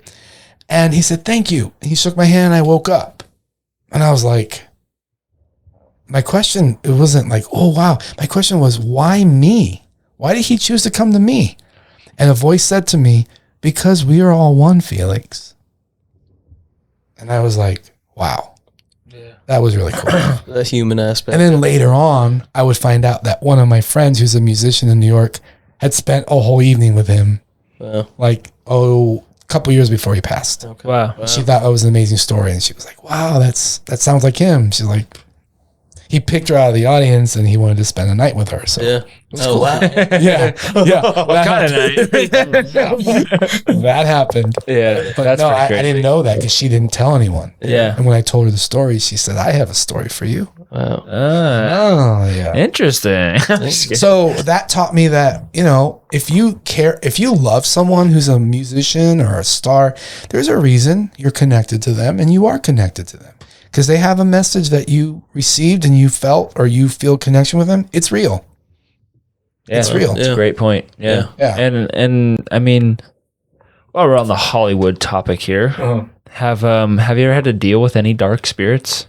And how do you deal with those dark entities? So, like I mentioned before, that the man who actually tortured this daughter, that she had to kill him, he was really dark, but he didn't come through feeling dark. So I don't bring through dark spirits. And I have to share with you another story about darkness. I felt the darkness of who they were when they were alive, but they're not that way anymore. So I don't know. I think I can share this. So I did a reading for a friend's girlfriend. At the time, she was a former Playboy playmate. She was all over Playboy. And, she knew I was gay. So I went to the room. She stayed at the Four Seasons in San Francisco. And I went to this room and she had a teddy on. And I was like, this is going to be interesting. Like, she showed up with like basically lingerie. And I was like, okay, no worries. No, I can focus, whatever. Yeah. So I guess she's laying on the bed, like just on the bed. Okay, Felix. And so I sat in the chair right next to her bed and I'm doing my reading. And I said, there's this person here. He wants to say he's sorry to you. He loves you. He feels like a boyfriend. And then I got a name. It was like a Middle Eastern name. I don't even remember. She says, oh my God, that was my boyfriend at the time. And I said, he keeps talking about a necklace. She's like, oh, he bought me a Tiffany's necklace. I'm like, that was not a cheap necklace. And he said, Felix, I'm with my dad, and we're okay now. It's better now. And I felt this really dark energy. And I was like, I said this to her. I said, do you understand? She said, yes. And I'm talking. I said, this is really heavy. I said, he keeps saying he's with his dad. I didn't know what he meant. She's like, I understand. I said, he's not in a bad place anymore, but he was not, I don't know if it was him or his dad, but wasn't a good person. Like hurt a lot of people. And she says, I understand that. So later on, I had no idea who this was. She said to me, do you know who you were connecting with? I said, no. She says, I used to date Muammar Gaddafi's son. Whoa. And it was Muammar Gaddafi and his son that had passed. The UN had gone after them, right? Yeah. Like drugged their bodies, whatever. But it's like, wow. And so it felt heavy. Not that they were in a bad place, but they were not necessarily in a good space here. Mm-hmm. So that's the closest I've come to dark, but I can't even say they were dark because, as a spiritualist, we believe that the door to reformation is never closed to anybody here or hereafter. And so there is a reconciliation that happens. Mm-hmm. And a lot of people don't understand it. And rightfully, I get it. How do you justify someone who's murdered people or whatever? But, one thing that I've learned from this work is that when we cross over, we have to feel how we made other people feel. Mm. And it sounds like it could be for some others punitive, but it's not. It's out of pure love and understanding. So we actually, if we've been hurt, if we've hurt people, we have to actually feel what they felt, how we made them feel. as a lesson of learning. So Do you still believe in like dark entities as in demons and things like that? Well, all that is, I believe in it for sure. It's real. It's just not truth. It's sort of the shadow side, right? I believe that darkness is the absence of light, and that's what it is. And it's the absence of love and the absence, it's sort of a vacuum. And to say that like it's a devil or Satan, that we can say that, but there's nothing more powerful than spirit, than God, because God is everything, right? And so I have discovered in my work, I truly believe that darkness serves the purpose of pushing us towards the light. And that has been how I see it. I'm not trying to beautify darkness, but it has a purpose in our lives. Yeah. And it's sort of like the absence of love. And we've all felt that before, right? So, but light is all there is. And that's why I don't really bring through dark spirits. I've brought through spirits that have done dark things. Yeah. But they don't come through like they're in hell or, that place. Yeah, it must be freeing then when someone does pass and they do. And there's no time on the other side, right? Time is a strictly physical thing. Yeah. And so they're not governed by time. I always say 10 years for us is 10 minutes to them. So they've gone through all the processes they need to get to where they are in terms of their karma and their purpose here, right? How like if somebody passed, let's just say last month, are you able to kind of get in touch with them pretty quickly, or is there a transition point for spirit or for people to transition into the spirit form? I used to believe that it took like a few months for spirits to process things and to know, but now I know it's instant. And so it's not about the spirit, it's about the person. It's about the person I'm giving a message to. If they're highly evolved or if they understand their dharma with this person that passed, I brought through a spirit for someone, my friend who's actually another psychic. He's a financial psychic. He's good with numbers and money. I actually did a reading for him on the night his mother passed in a car accident. Whoa. She passed in Minnesota and he was here in San Francisco. I said, my friend, come over tonight and I can talk with you. I can't promise your mom will show up, and she came through. She had just been gone hours. So, and I've had other experiences like that, but I've also had experiences where a woman would come to me and I said, you have a son that passed, but he's not ready to connect with you. Or you're not ready for this. She's like, really? And I feel bad, but I'm not going to get much from him. Yeah. And so I've had to tell people, you have to come back at another time. And it's not about the spirit so much, it's about the person. Yeah. They need time. Yeah. We need time. So I always tell people, when you lose someone, don't go to a psychic right away. Let some time pass. But once in a while, I do get people who come in who've lost a loved one weeks before or months before, and they will come through with a lot of validation and love. Yeah. Yeah. So it all depends on the person. Well, yeah, it's heavy. And one thing I've learned in my work as well is that you can never say never. And you can never say, oh, it's like this all the time. Who am I to say that, right? I've heard other mediums say, oh, it's like this and it's like that. And I'm like, really? It's not for everybody. So like there are times where I watch something on TV and a well-known medium who's well-regarded, and I will not agree with what they said. Okay. I just won't agree with what they said because it's like, it feels limited, and I don't claim to know everything, or I don't claim to know it all. But one thing I know about spirit is it's just open and anything's possible. And who am I to say, oh, that's not possible? Or I can say I've not experienced that before, but who am I to actually say, no, that's not possible. It's like this. Yeah. I don't know that. Yeah, and no one does. That's that small town vibe coming out of you. It's not a math problem. Like this. Yeah. Right. Right. We talked about it a little bit earlier before the show, but I'm just kind of curious about if you get any feelings about this building, just because I don't want to say it has historical significance and have been by it, but it is an old building and it's got some history. Well, like the first thing that came to me even before I showed up was I feel like somebody did seances or someone invoked spirits here. There are people who believed in this, and they couldn't tell anybody, but they would have secret meetings. I don't know if it happened in this room or if it happened downstairs. I kind of feel like it happened in this room, and it's interesting. I'm just curious, what made you guys choose this area of the building? We used to drink whiskey up here. Okay. And you could, it was cool because of these windows, and we have this thing in Half Moon Bay called Pumpkin Festival. Oh, yeah. So your friends are just people that you know from high school or just around town would be walking past, and you could be up here with a cracked window and a shot of whiskey, sipping on whiskey, and be like, yelling at them. That sounds fun. That was a fun part. But it's also just the coolest room in the building. It was also just the one that was offered to us. Yes. Yeah. Well, yeah. He did say we could record up here, and we were like, what about the turret? The turret's super cool. Yeah. We call it the turret. The turret, yeah. I feel a really like positive vibe. I get, I didn't feel anything dark or negative, you know? But I believe that the spaces that we move in and out of have to do with the people who were there before.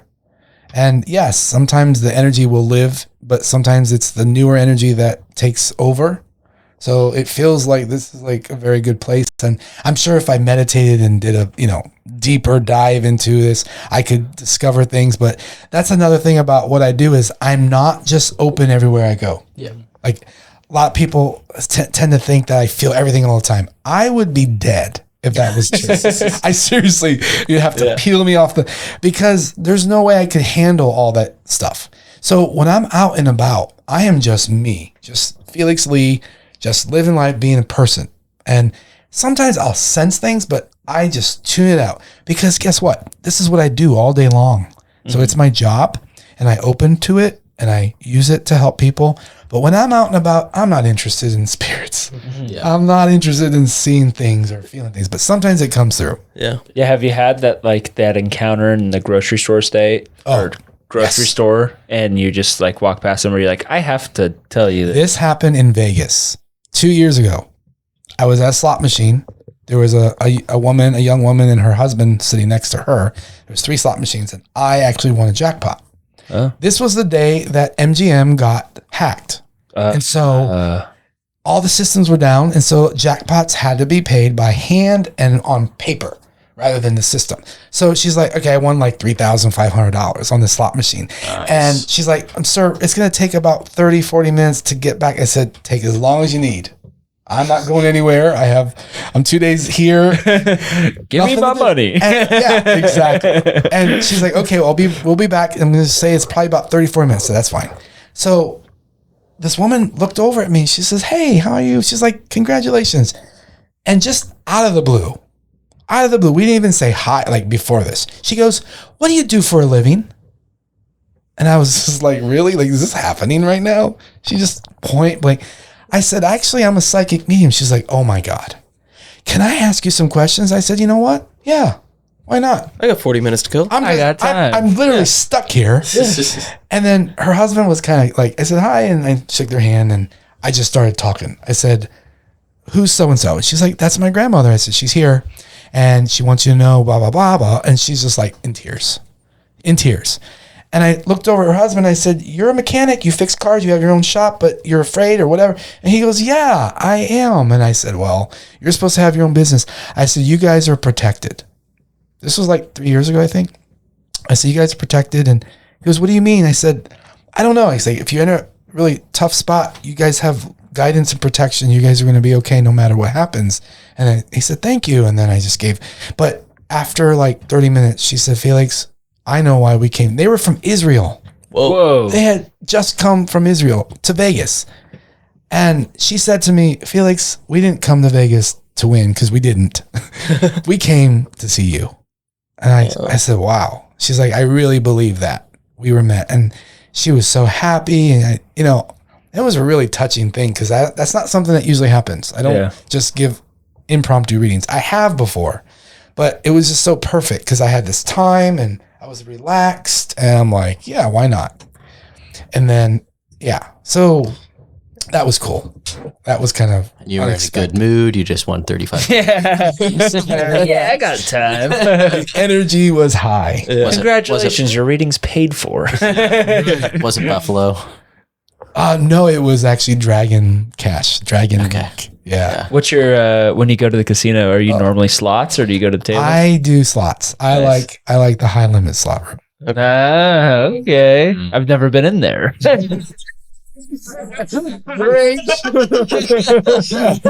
At your age, I had never gone there either. Nice. So, like, I'm normally over at the $10 minimum craps table. The electronic craps, to be exact. And I might have macrodosed on mushrooms, and when the table lights up on fire, it looks really cool. Allegedly. yeah. No, I actually like Vegas. A lot of people who are sensitive to spirits hate Vegas. I love it. It's invigorating. It's exciting.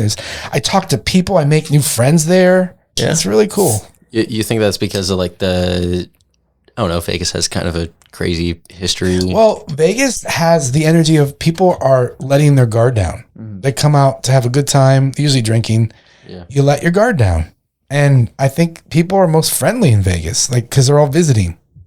Yeah. They don't know if they're ever going to see you again, so they don't care. Yeah. But it's interesting. Like, I connect with random people and we'll just talk. Yeah. That's awesome. It's really cool. Do you feel like drinking kind of like numbs your ability? Yes. Okay. Yes. I don't usually drink. I'm not a big drinker. Yeah. Both my grandparents were alcoholics, and it's not in me to drink. Like, I'll have a drink here and there. But I actually was told by Spirit not to stay away from it when I'm working. So I do not drink when I work. Okay. And I actually broke that rule 2 years ago. I was doing a group in like Vacaville, and they said, hey, you want to have a glass of wine?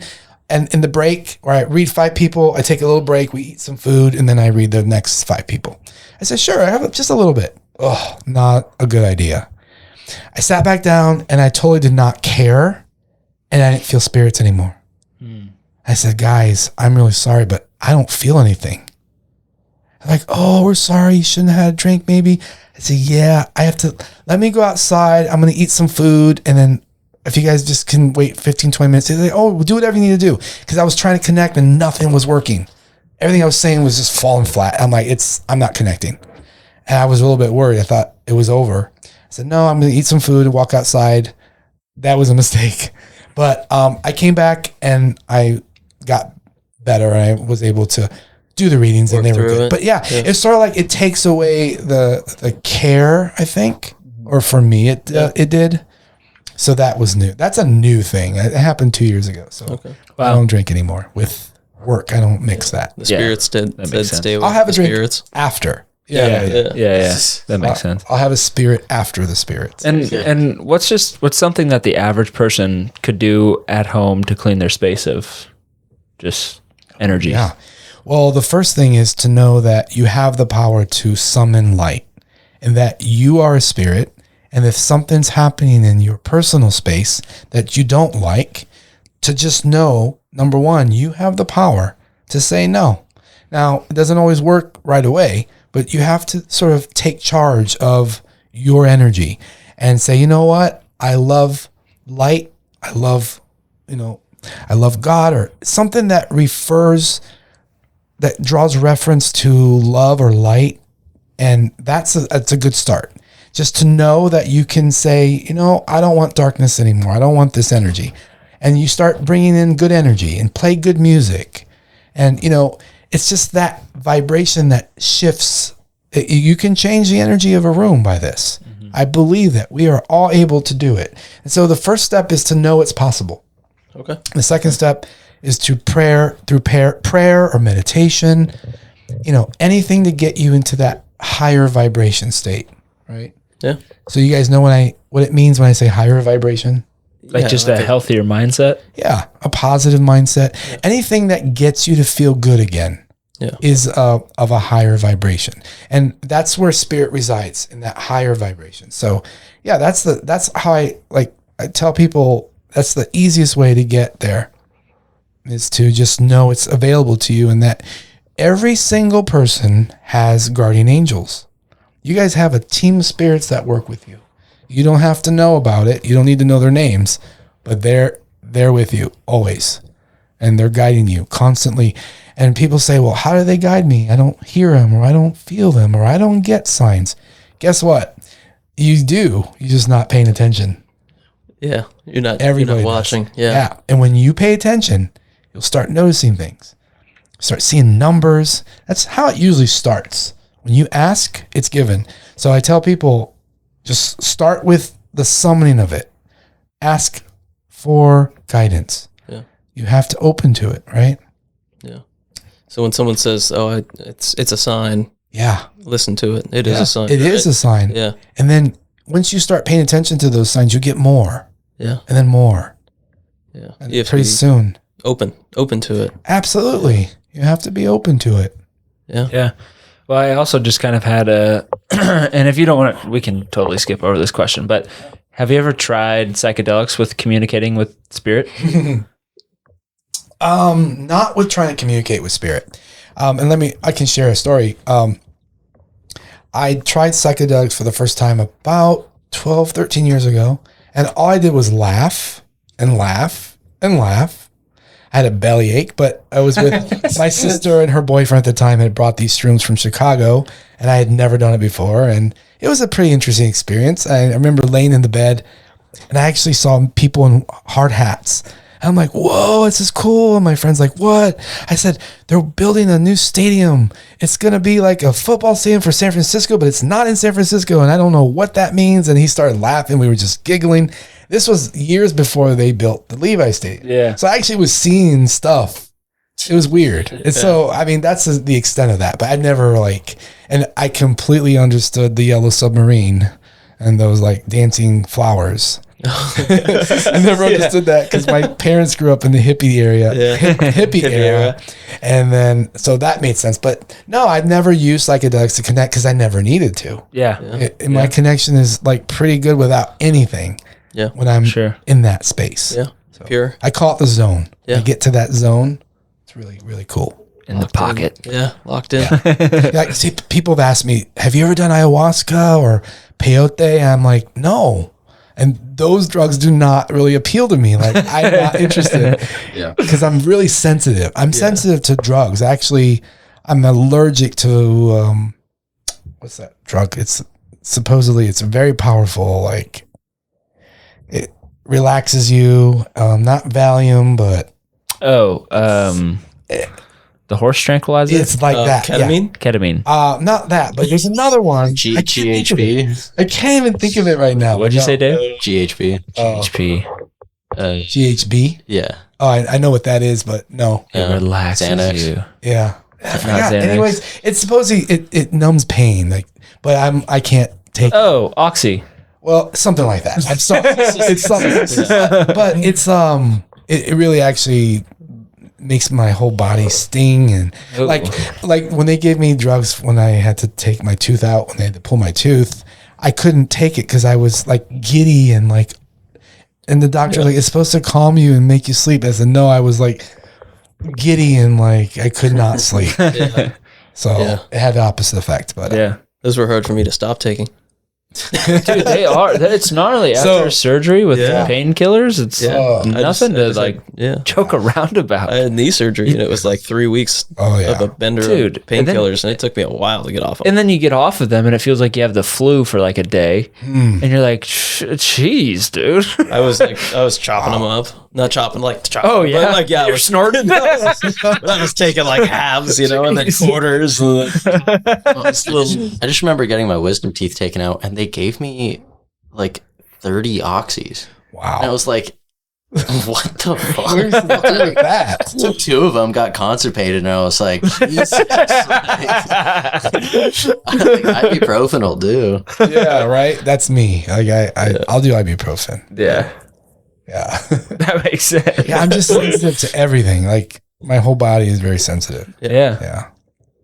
In your bio, you mentioned some close encounters with death, multiple of them. I mean, they seem to have followed you. Why do you think that is? Well, I believe they happen to me because I needed to wake up, or I needed to shift like my focus, or my attitude may have not been. I can tell you one time I was going through my first breakup was really hard, and I was really depressed. I was really sad, and I actually I was thinking, I don't know if I want to be here anymore. I was really, really, like, I wasn't suicidal, but if a spirit came down and says, it's time to go, I'd say, okay, let's do it.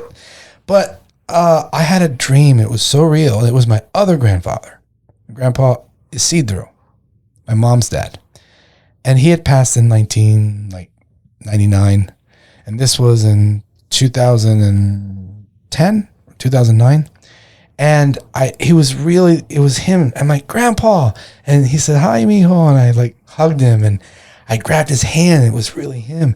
And I said, Grandpa, can I go with you? Oh, and he looked at me and he said, mijo, you are too emotional. And then I found myself, I slid across the room and had a toothbrush and I was brushing my teeth in the mirror and like, what? Oh, shoot. That was not the right thing to ask my grandfather.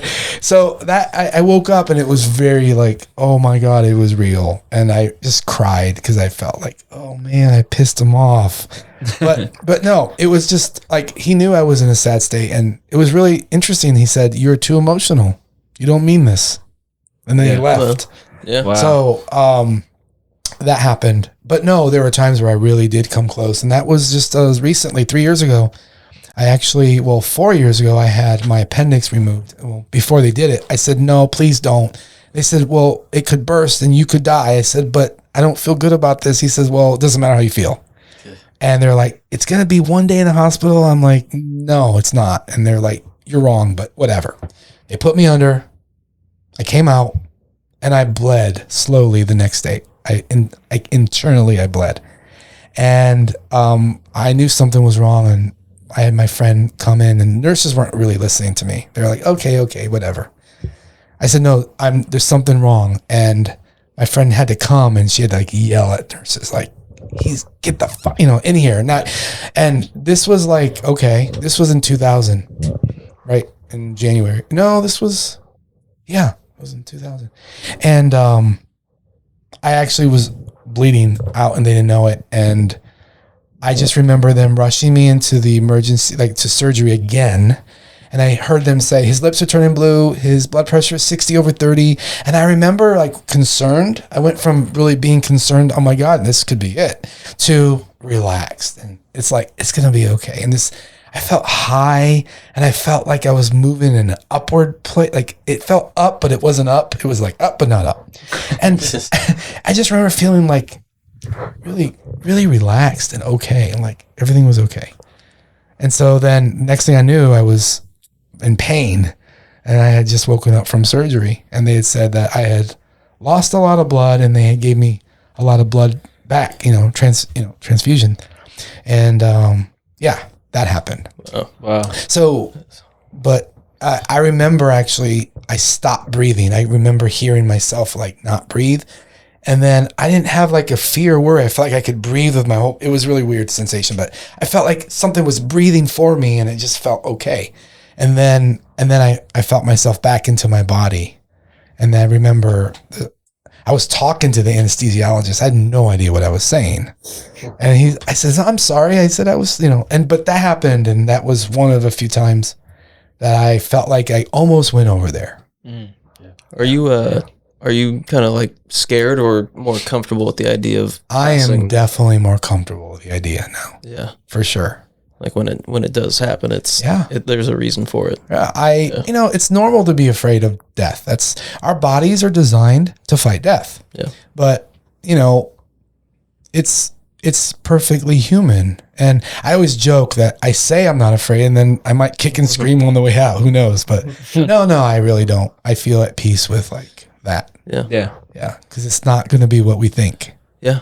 Well, I mean, kind of getting into the future side of your career, what do you still feel drawn to? What do you want to accomplish in the future? That's a really good question. I actually had to think about this.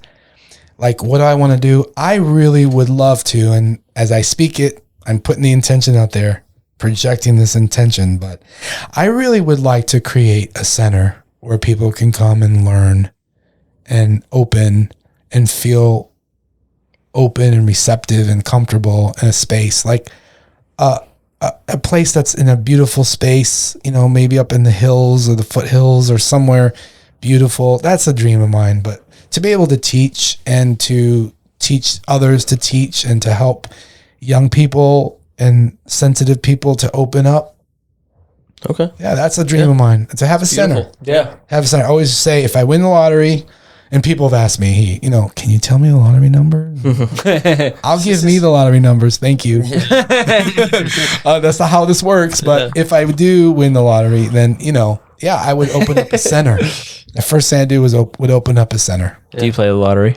I actually do now. Nice. You have to play to win, right? Are you picking your own numbers or are you getting the quick? I'm letting the Quick picks. quick picks. Yeah. Well, and this might be a common misconception, but you are a medium, so you're not a prophet, basically. Well, so there are psychics and there are mediums, and all mediums are psychic. They can see things, and not all psychics are mediums.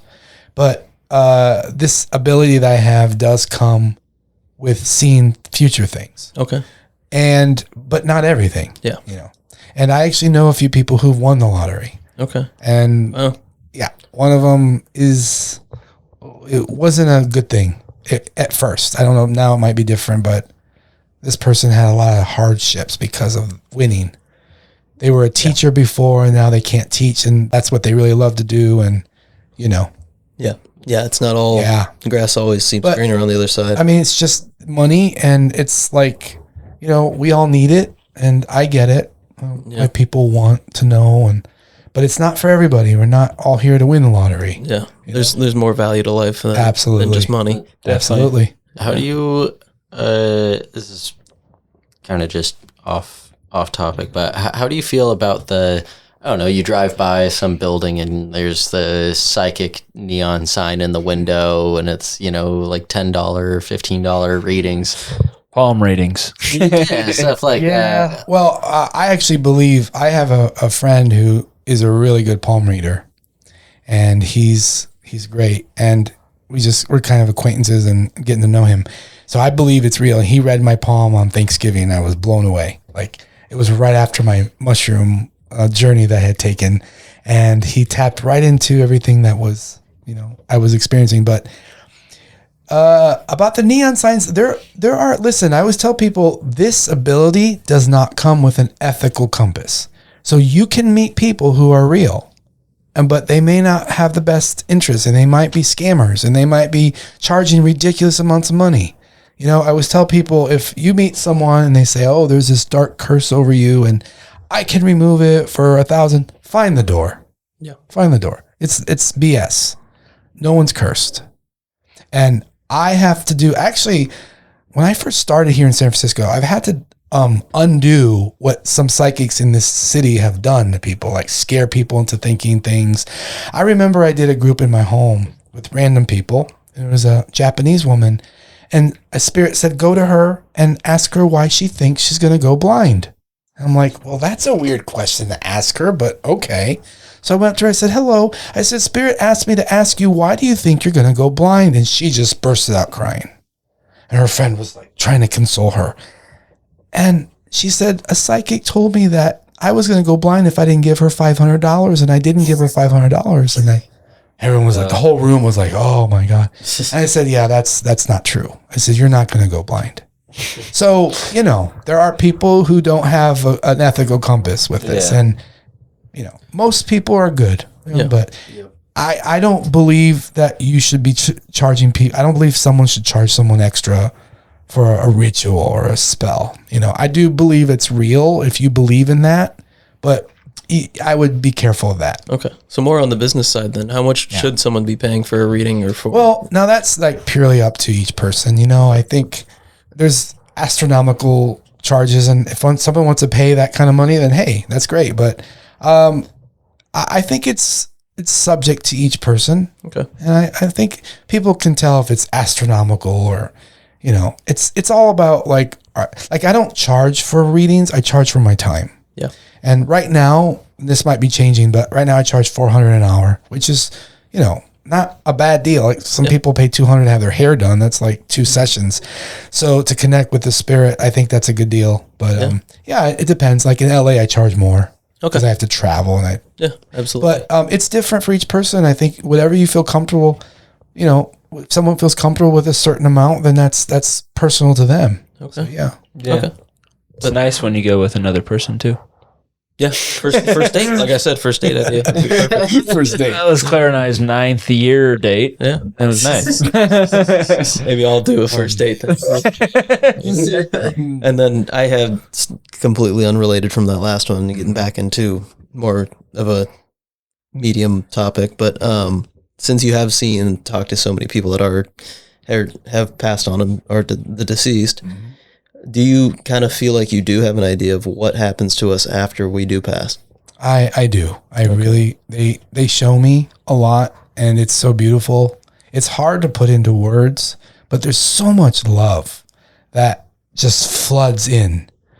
And, you know, each person has their own experience. And I can only tell you based on my experience that when we cross over, it's so much love that we get completely blindsided by it.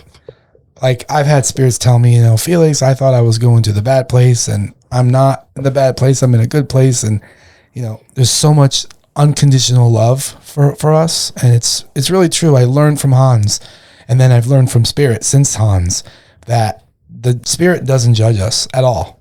We're the only ones that judge each other and ourselves. And if we can get away from that, we would be much better. We would be better people, you know, but yeah, there's a purpose for everything. We've come into this life for the specific reason to create here, right? Yeah. Our soul's chosen this time-space reality and everyone comes here for different reasons. People say, oh, that's not spiritual, but that's spiritual. Guess what? It's all spiritual. It's all spiritual. Yeah. Because we're all here doing different things. Can you imagine if we all came here to like heal it'd be a boring place. Yeah. You know, like we need people like to do crazy shit. Yeah. You know, there would be no skyscrapers. Right. That's true. There'd be no reason for the news to be on. Right. So we all come here for the sheer experience of being physical. Yeah.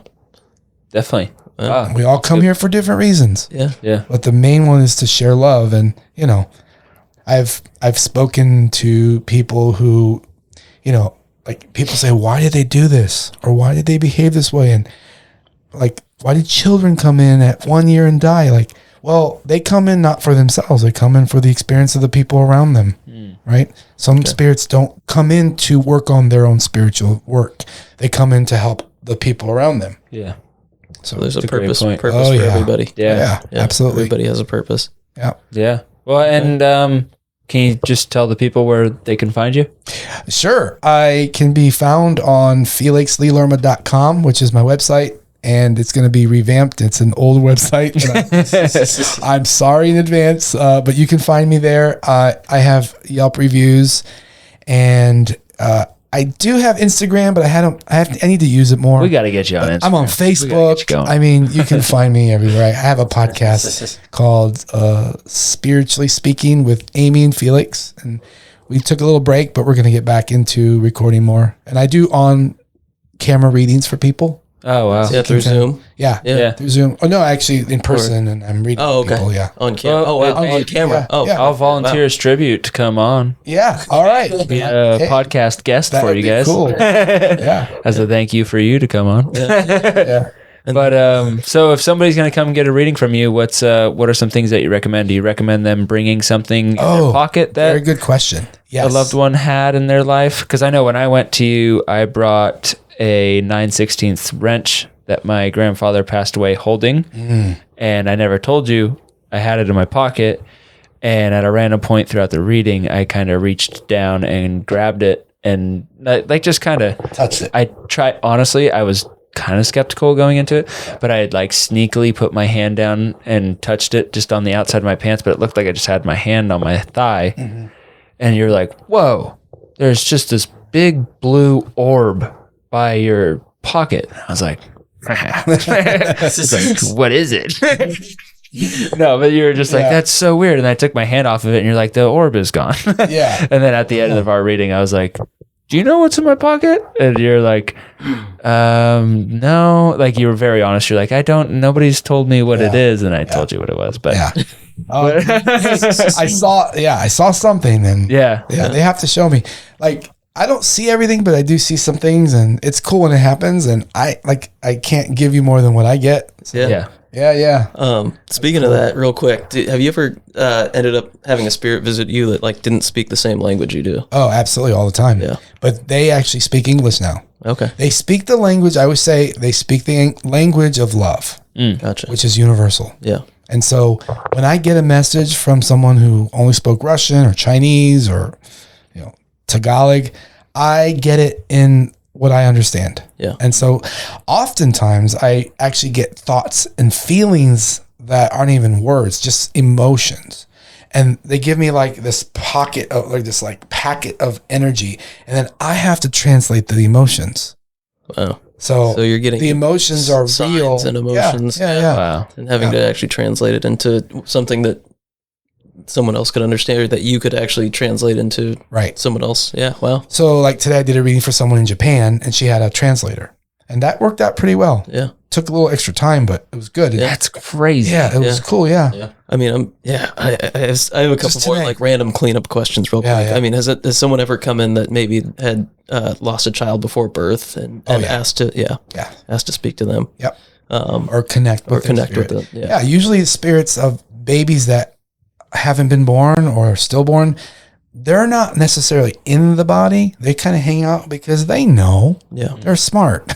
Yeah. Spirits are very smart. They know, this host isn't going to carry me this time. I'm going to choose a different host, or I might come in at a later date. Gotcha. But they hang out, and of course it's a loss to the woman or the family that lost it, but there was no spirit in there. It's kind of spirit hung out. Yeah.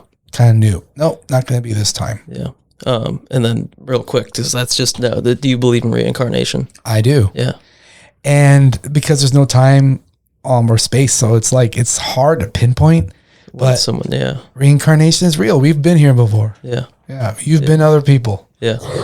Everybody in this room has died and come back, has died and been born, has died and been born, has died and been born. Yeah. Yeah. It's incredible. I've definitely followed someone that didn't have a driver's license before, like been stuck in traffic behind them. What? Like just I don't know. Like I've been driving over 92. I'm like, this person definitely didn't have a car in the past life. No. I was like, what are you talking about? I had to think about that. But yeah. No, which is why sometimes we have knowledge on things we didn't really study. Yeah. Or you just know something. Yeah. It's because of a past experience. That's beautiful. Yeah. All right. Awesome. Well, thank you for taking time out of your busy schedule to come. Yeah. It went so fast. Thank you guys. Thanks for throwing those curveballs I at you. enjoyed it. Yeah. It was awesome. Yeah. We're glad to have you. And we'll see you on your podcast. Definitely love to have you guys. Yeah. Can't It'll be wait. fun. Awesome. Oh, yeah. Well, that was Felix Lee Lerma. Thanks for listening. We'll see you back for the recap. All right. Welcome back to the Between Shifts podcast. That was Felix Lee Lerma. In Ohio, they know him as Lee. Hans And knows him as Felix Lee Lerma. yeah, I mean, I've been a big believer in what he does since I went to him one-on-one with Claire. I know you guys were a little bit on the fence as to what he does, and you might still be. Yeah. But I say so. Yeah. yeah, and that's totally fair. Yeah. But he offered us a chance to work with him to go to the city after this and get read, not only for us, but also to possibly bring people with us. And I think that would be fun because then I could just kind of sit back and watch you guys get read. Yeah. Although I don't know, are we going to do that before or after the podcast gets posted? I don't know. Might be kind of fun. Well, in the coming months. Yeah. At some point. Yeah. Yeah. But he was, as a skeptic, and I don't have much belief in that sort of spirituality, really at all. And it was interesting to hear such a connection to it, because I've never heard any perspective close to that. So it was really interesting just getting his side of it and what he does. You can't argue with what he does is really cool. But yeah, still on the fence. Yeah. I mean, I didn't expect anybody. This was an interview. It's not like we're getting read. Yeah, it was nice to get to know him though. But it is cool hearing him talk. We asked him later about reincarnation and all. There are other parts of that kind of spirituality and like I don't know. There's always ways that I've explained like the soul is different from the body, and that's for sure. Even like in falling in love with someone, like I know I'll fall in love with a person. I've never been all about looks because in the end of it all, when someone's soul or spirit leaves their body was just like a placeholder for that person's spirit that you fall in love with, right? Yeah. So yeah. It's kind of, there's always like a spirituality that's been in the back of my head, but I've never really thought about like where those spirits go or what happens to them after the passing. So it would be kind of interesting. I would be open to getting read, but yeah. And I mean, when you're getting read, it's not like sometimes like there's been a couple times where it's like a message that you need to hear, or it's like it could do with career or a relationship or something. Like it's just interesting. You never know what's going to come through. And I think it would be cool to kind of follow up with that before this episode comes out, because then we could get you guys read, I guess, before that. But yeah, no, it's cool. I mean, like, it's totally fair to be skeptical. It's a weird thing. when you got read, was there something for like a message from a person to like put you at ease, or more of like, this is what the future should be in your eyes? When I was going, it was right after my grandpa, my dad's dad, had just died, probably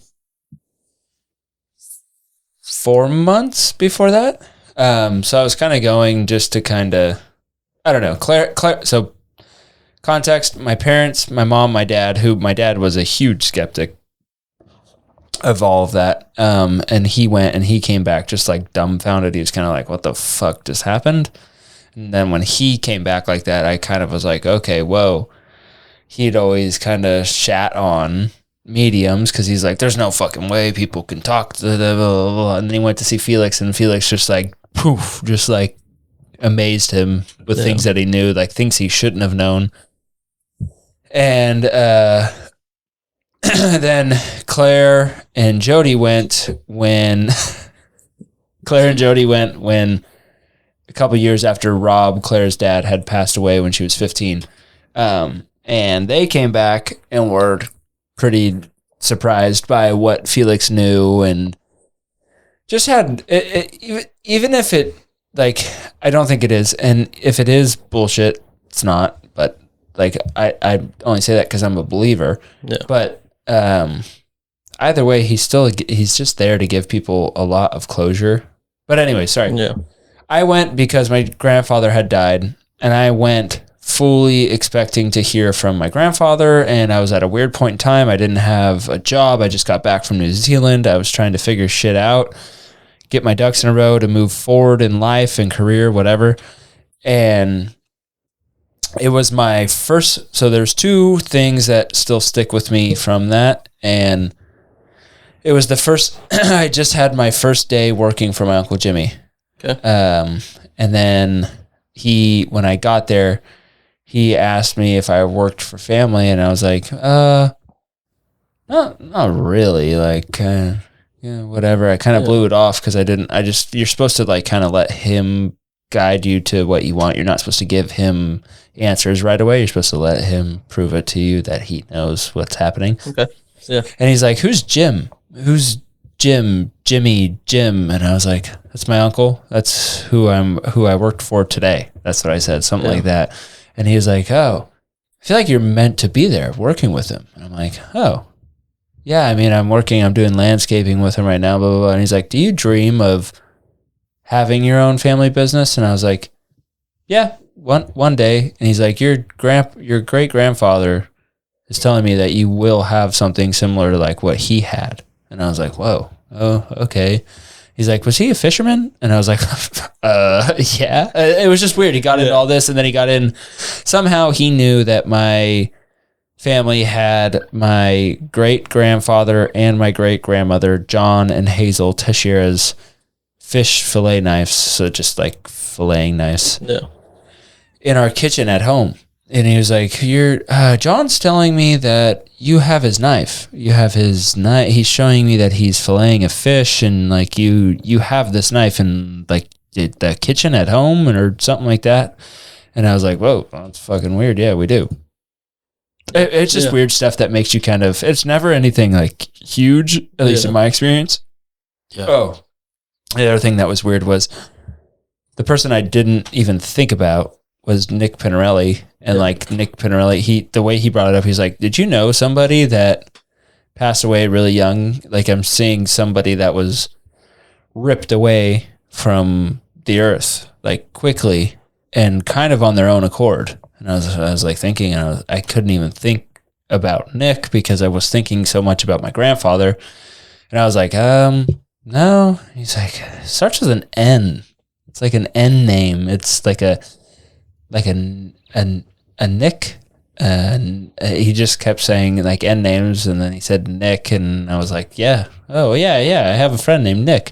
Oh, yeah, Nick OD'd on fentanyl. And I was like talking to him, and he's like, Nick says to tell you that he's okay.